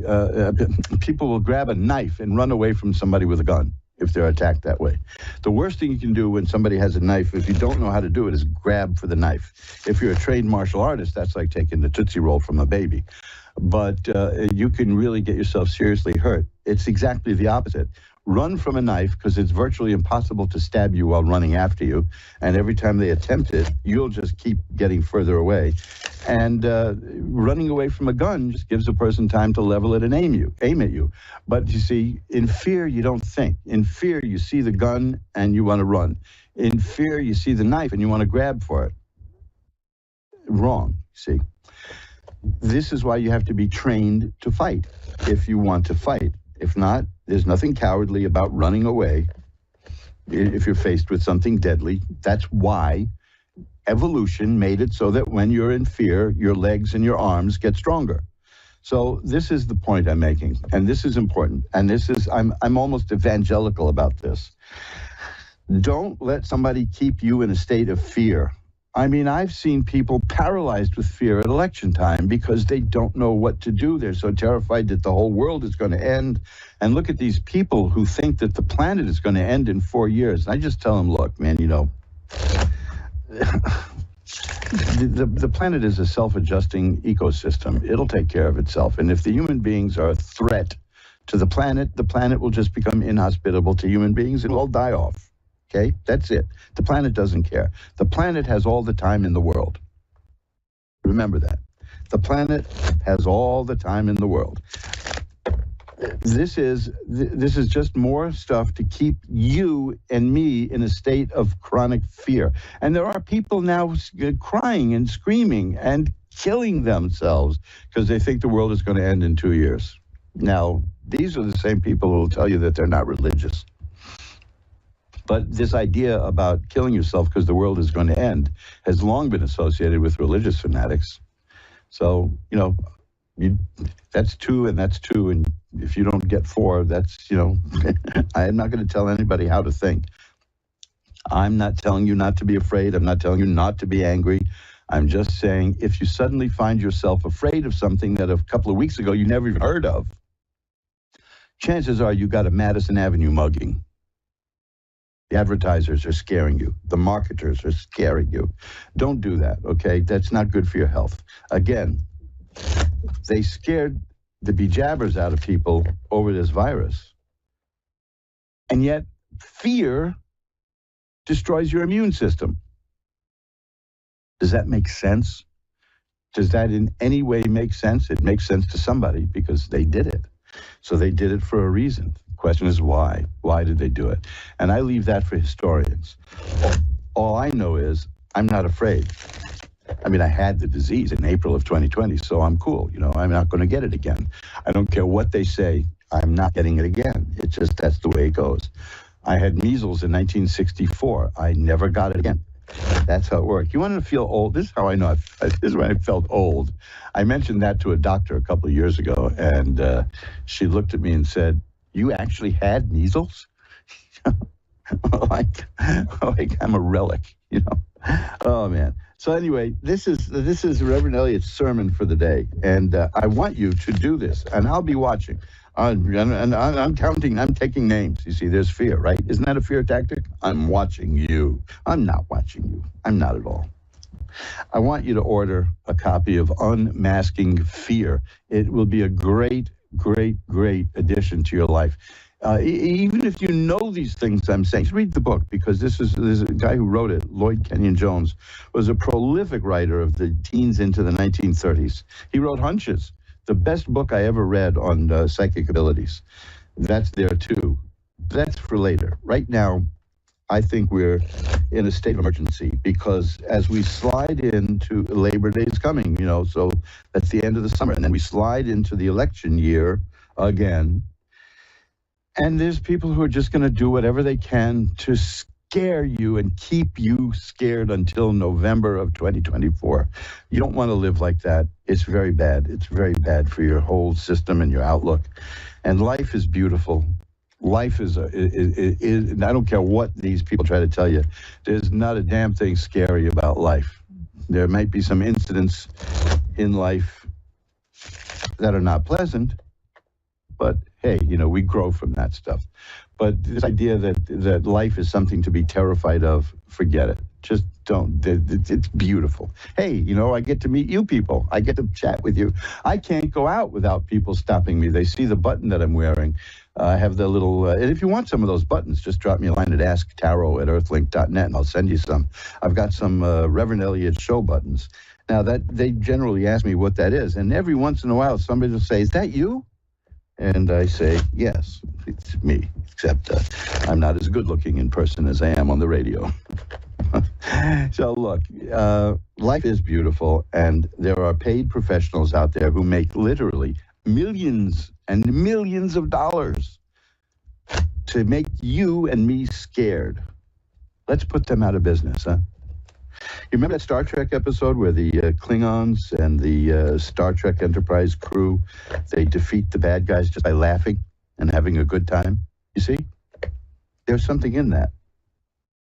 So let's go back to the basics here. I've talked a lot today, partly because I missed last week's show. And for those of you, thank you so much for all the wonderful wishes you sent about my wife. I missed last week's show because I needed to help her out. She's been sick. This is the second time in like 40 years that she's been sick with a cold.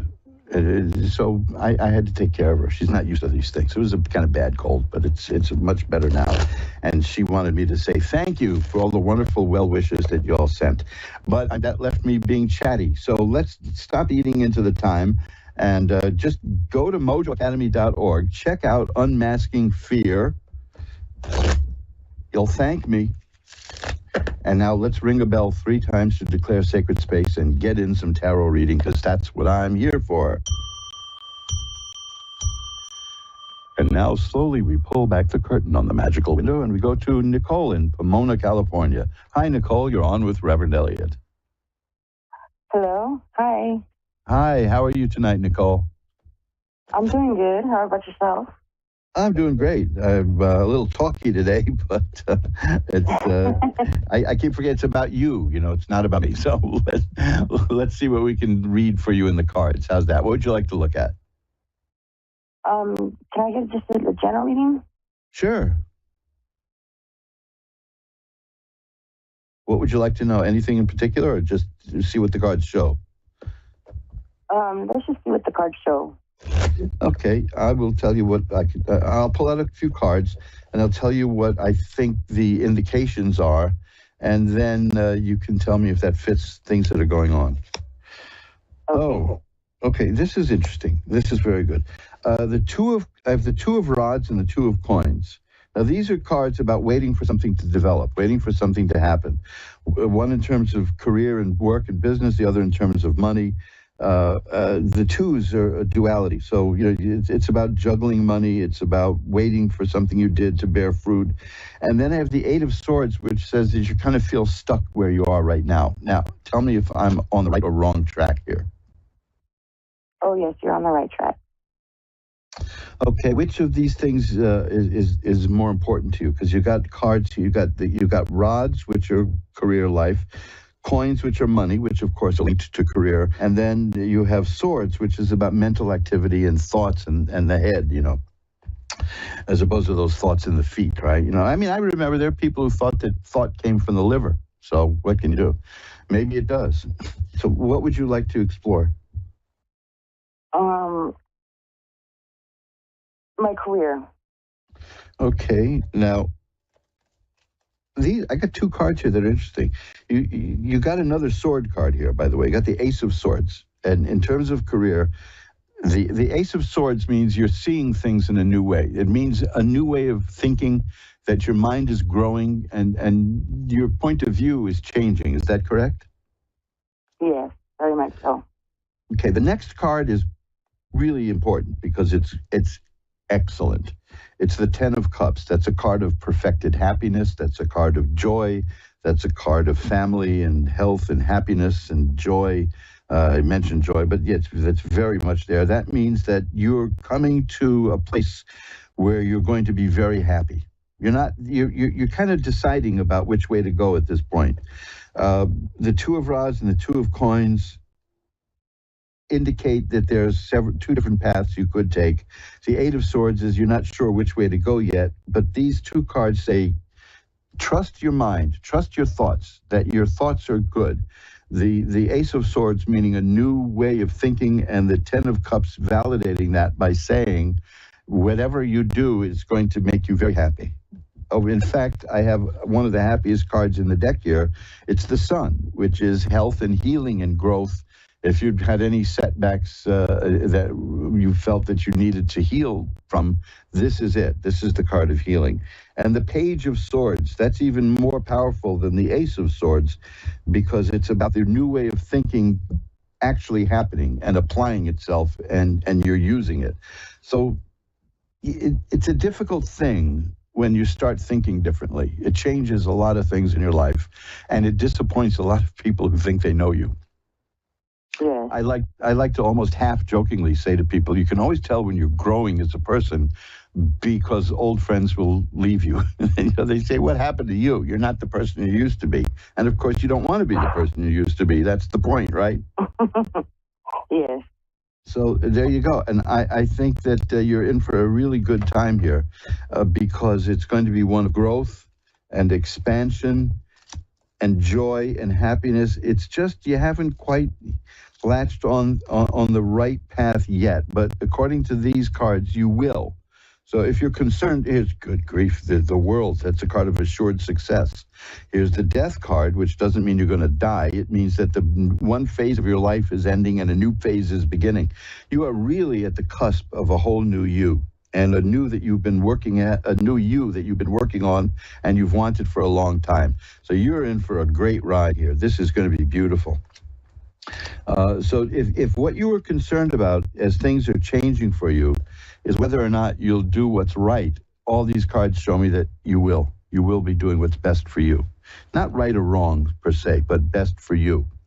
And there it is. And the Ace of Coins is here. That's the beginning of money coming in. And the Seven of Cups, that's a good card too. That's a person with a really strong imagination and has many different ideas. A lot of people think of that as someone who builds castles in the sky. I see it as a more practical thing, which is I would rather have too many ideas than no ideas at all, because you can always take one and grab it and work with it and run with it. So your mind is growing, you're filled with ideas and imagination, and that's what's going to give you the Ten of Cups and the Sun, which is healing and health, growth, happiness.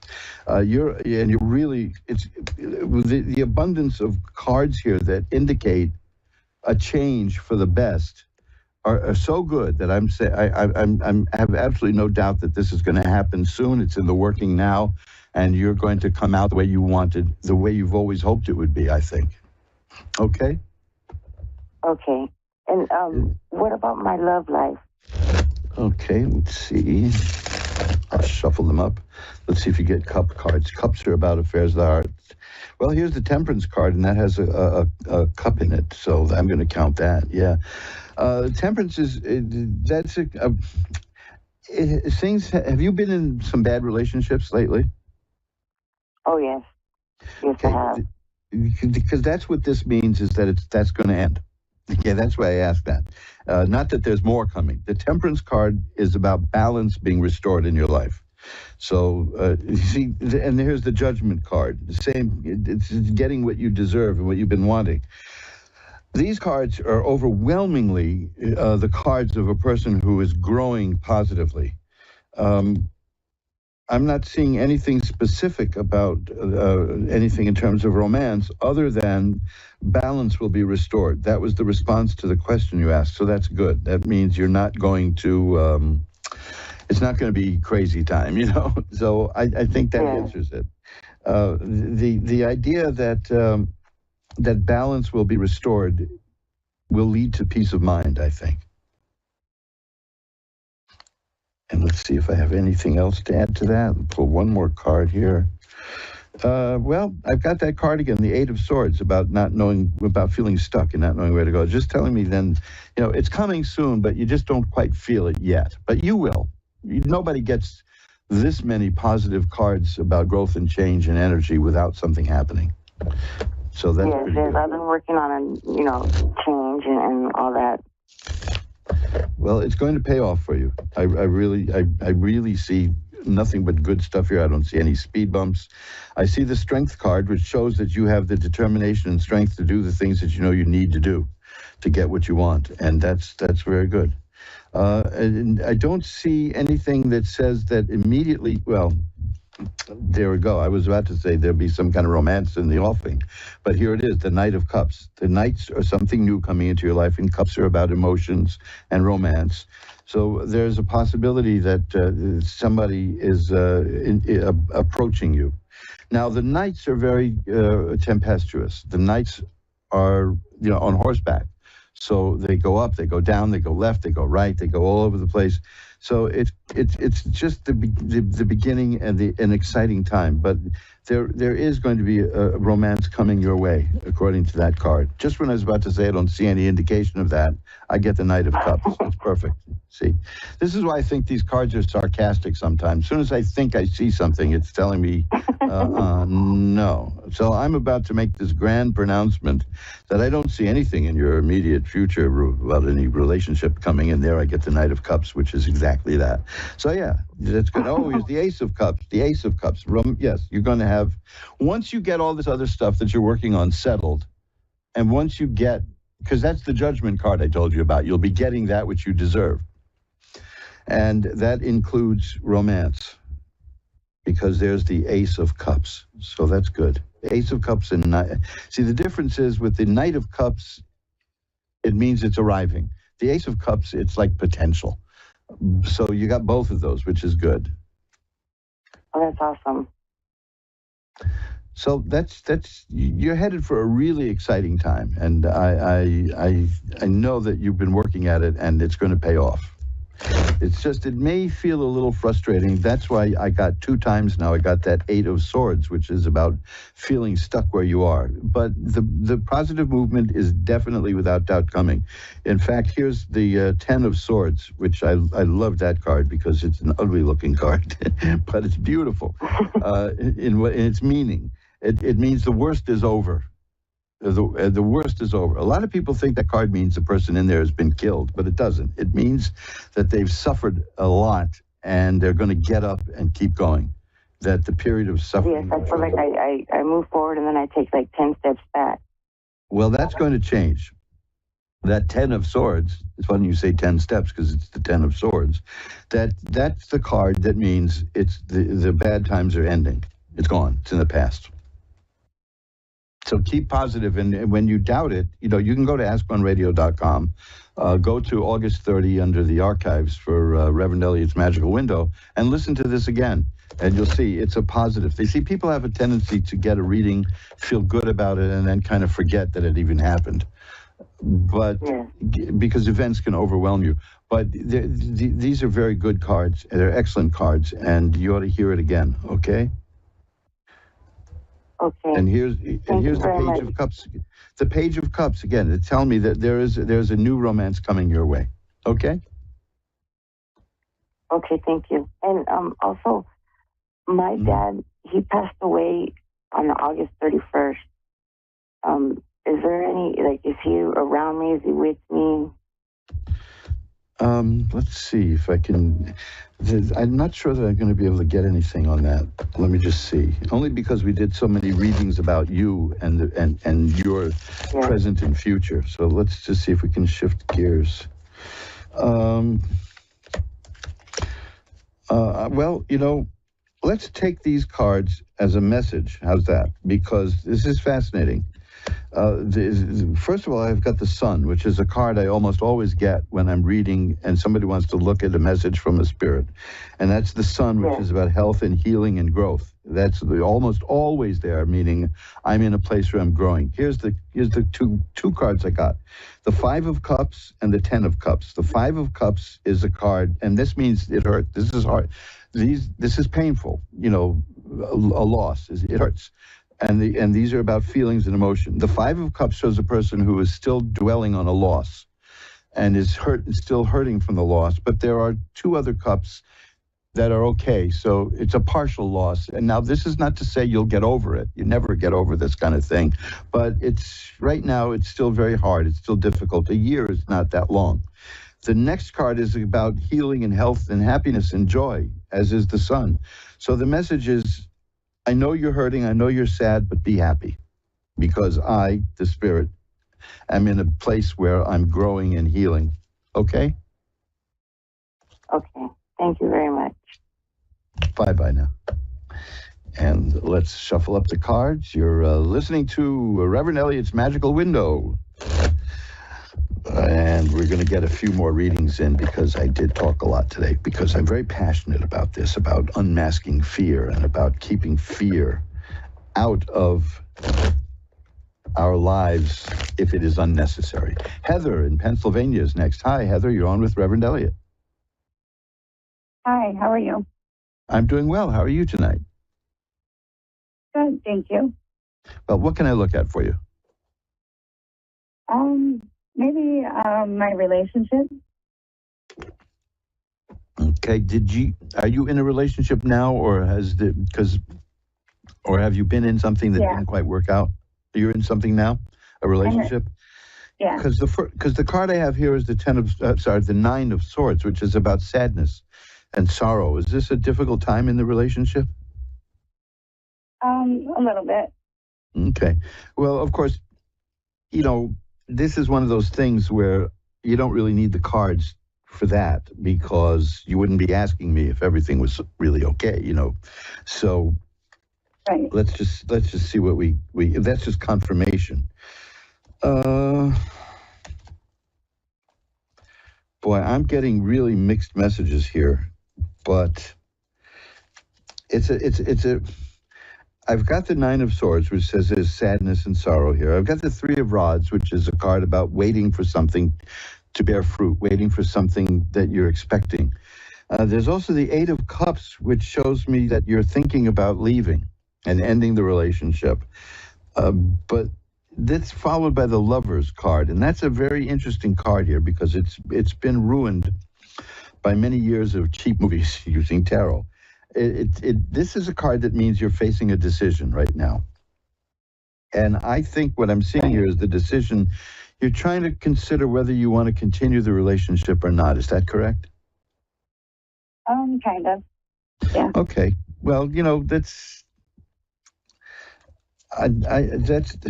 I'm not telling you anything you don't know, right? So let me just see if I can get any insight into this. Well, this is an interesting card.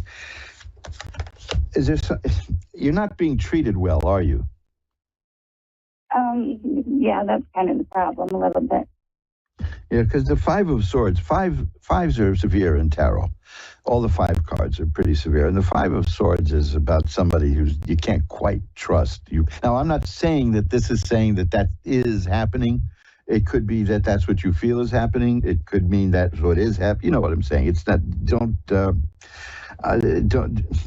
let a set of cards that are trying to amplify the situation replace your judgment. Is what I mean. But I'm seeing that you're not quite being treated as fairly and rightly as you want to be. And then here's the Six of Swords. Like the Eight of Cups, that's about moving on. And so I think that's heavy in your mind right now. The Three of Coins here is about something reaching its conclusion. So the question is, has this relationship run its course? That's what I'm trying to figure out. Yeah, and I tell you something. These are the kind of readings I don't like because they're not telling you anything you don't know. And I can't tell you what to do, obviously, because if we spent an hour in a private reading, I still probably wouldn't be qualified to tell you what to do, right? But but. Boy, here's that card I just had before, the Ten of Swords. That means there was a lot of bad stuff, but the bad stuff is over. Is there that's saying that it's possible that the bad stuff in the relationship is ending, but of course, if you leave, that would do it too. But right. So I'm at a crossroads because, I just, See, that's the Lover's card. It's a choice that has to be made, and it's a very important choice. In broad philosophical terms, it's usually about a choice between the sacred and the profane. Now, that doesn't help either, but you have a choice to make. Let's see if I can get some kind of insight here. Well, let me put it this way. The Justice card is here. That means you will get you're not being treated justly, but you will get justice one way or the other. You're going to seek. You're going to get what you need. The Nine of Coins is here, which shows me that you're a person who can be happy alone, not like a hermit, but you're not one of these people who's got. I mean, I've known people who, if they're not out in a crowd or with other people, their life is over. But so that's a strength for you, and because you're not going to stay in a relationship you don't want out of desperation. And then there's the Four of Rods, which is a card of a happy home, which tells me that you're going to have justice here. You're firm and confident about yourself and who you are, and you're going to make the decision that's best for you. And now that doesn't sound like much, but if you're concerned about making the wrong choice, these cards are pointing in the direction that you're going to make the choice that's best for you. Cool. All right. Okay, but the thing is the central card here is that Five of Swords, is that somebody is not treating you well. Here's the Ace of Cups. You see, that's the Ace of Cups means this is very important to you. This is the feeling, the love, the romance that is important. Again, it's not so important that you'll sacrifice your life just to have it, because you're strong enough and confident enough to be on your own if you need to. But what I'm seeing here is a person who will make the right choice. It's not a choice that we have to face, let me rephrase that we like to face. But I think we've all faced it. And how we handle it. I used to tell people long ago that, and I was very glib about this, but I still think there's a kernel of truth into it, that like the sole value of our first love is how we handle it when it's over. So what I see here is that you're able to handle these things to protect yourself and to do what's best for you, and you're going to come out okay. You're going to do what's right. I'm going to pull one more card, and then we'll see what we could. Yep. See, the one card is the Sun. Your overall future is healing and health and growth and happiness. So you're not going to make. If you're going to make the wrong choice, that would be a very different card. So have faith in your own ability to do this. You're going to come out of this okay. It may not be pleasant. It may not be happy, but you're going to come out of it okay. All right, that's pretty much the best I can offer you at this point. Because like I said, the bulk of these readings in cases like this are telling people what they already know. So I hope that helps a bit, okay? Right. Okay. Right. Yeah, absolutely. Okay, thank you for calling, and best of luck to you as you enter a really good phase in your life, because I see that coming for you. Awesome. I appreciate you. Thank you so much. Thank you. Bye-bye now. And let's get to Mariah in Baltimore. Hi, Mariah in Baltimore. You're on with Reverend Elliot. Yes. Hi, I've got a few minutes left. What can I look at for you there in the home of the Ouija board? I just want to know how my relationship is going to go. Well, I've got nothing here but good cards. I hope that's good. That's the 10 of Cups is here. That's absolute happiness and joy. The 9 of Cups is about satisfaction and enjoying all the good things in life. The Temperance card is here. It's about balance and in life. The Fool card is here. Now that's fascinating, because the card of the Fool, it doesn't mean you're a fool. It means that the person is the beloved of God, and if there's any negative cards in a reading, the Fool card negates them all. And here's the Sun: health and healing and growth and happiness and joy. I think, is this a new relationship? No, we've been on and off for 6 years, but we just had our baby together 8 months ago. Oh, well, that's a new phase in a relationship, that's for sure. I can't draw, but I knew a guy who could draw, so I asked him to do this for me. And it was a picture of a little baby in a crib, and you can see parents from the waist down standing there, because it's the angle is on the kid in the crib. And this kid is like, maybe a few weeks old, just standing there, and he's looking up, and the caption is, "From now on, things are going to be a little different around here." And yeah, that's a new phase in a relationship, all right. And that it can be a strain. It can test people. That's for sure. I don't know how my parents survived me. That's for sure. I mean, a lot of people wonder. The question is usually, how did I survive my parents? But I think that's a two-way street. I'm not seeing anything negative showing up here. this new phase in your life as parents here with this child it looks like it's going to be very good. Yeah, there's the Ace of Swords. I had that earlier. That's like that means thinking differently, new ways of looking at things and thinking, which of course means from now on things are going to be different around here. But yeah, no, these are all positive cards I'm getting. I think you're entering into a very good time of your life, and you have there's no negativity there. That Fool card is beautiful for that. The Six of Cups here is about fond memories of your own childhood. So it's. I think it looks good. Thank you. Okay. That just gave me reassurance.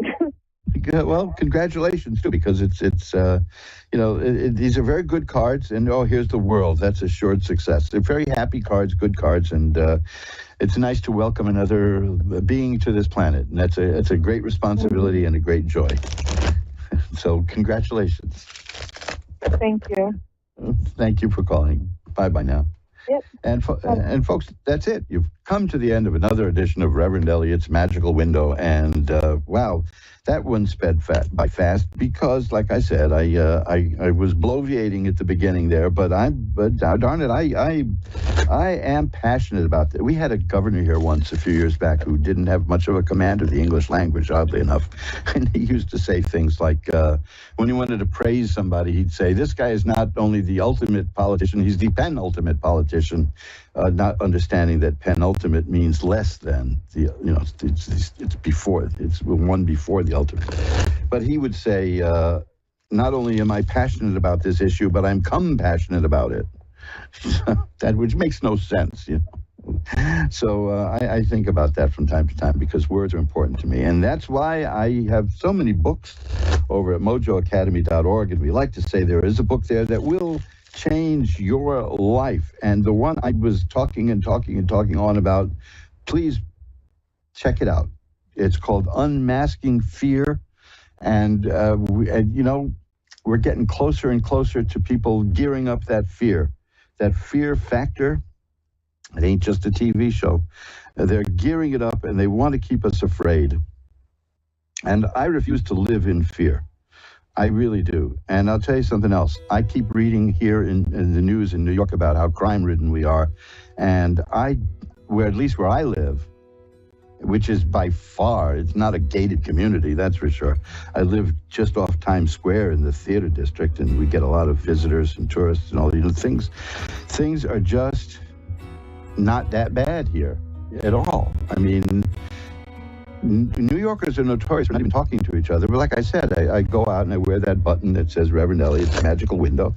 And if you want some of those, check out my website, and I'll put it up at my Facebook page, and you'll see how you can get some for yourself free. Free meaning free. Not like free with a $47 service charge, but free, and I'll be happy to send you some. Just drop me a line. The email is asktarot@earthlink.net. But I gotta run. I've got to go. We're crawling up to the end of the show. So remember, till next time, who you are is the universe's gift to you. Who you become is your gift back to the universe. So until next week, bye-bye now.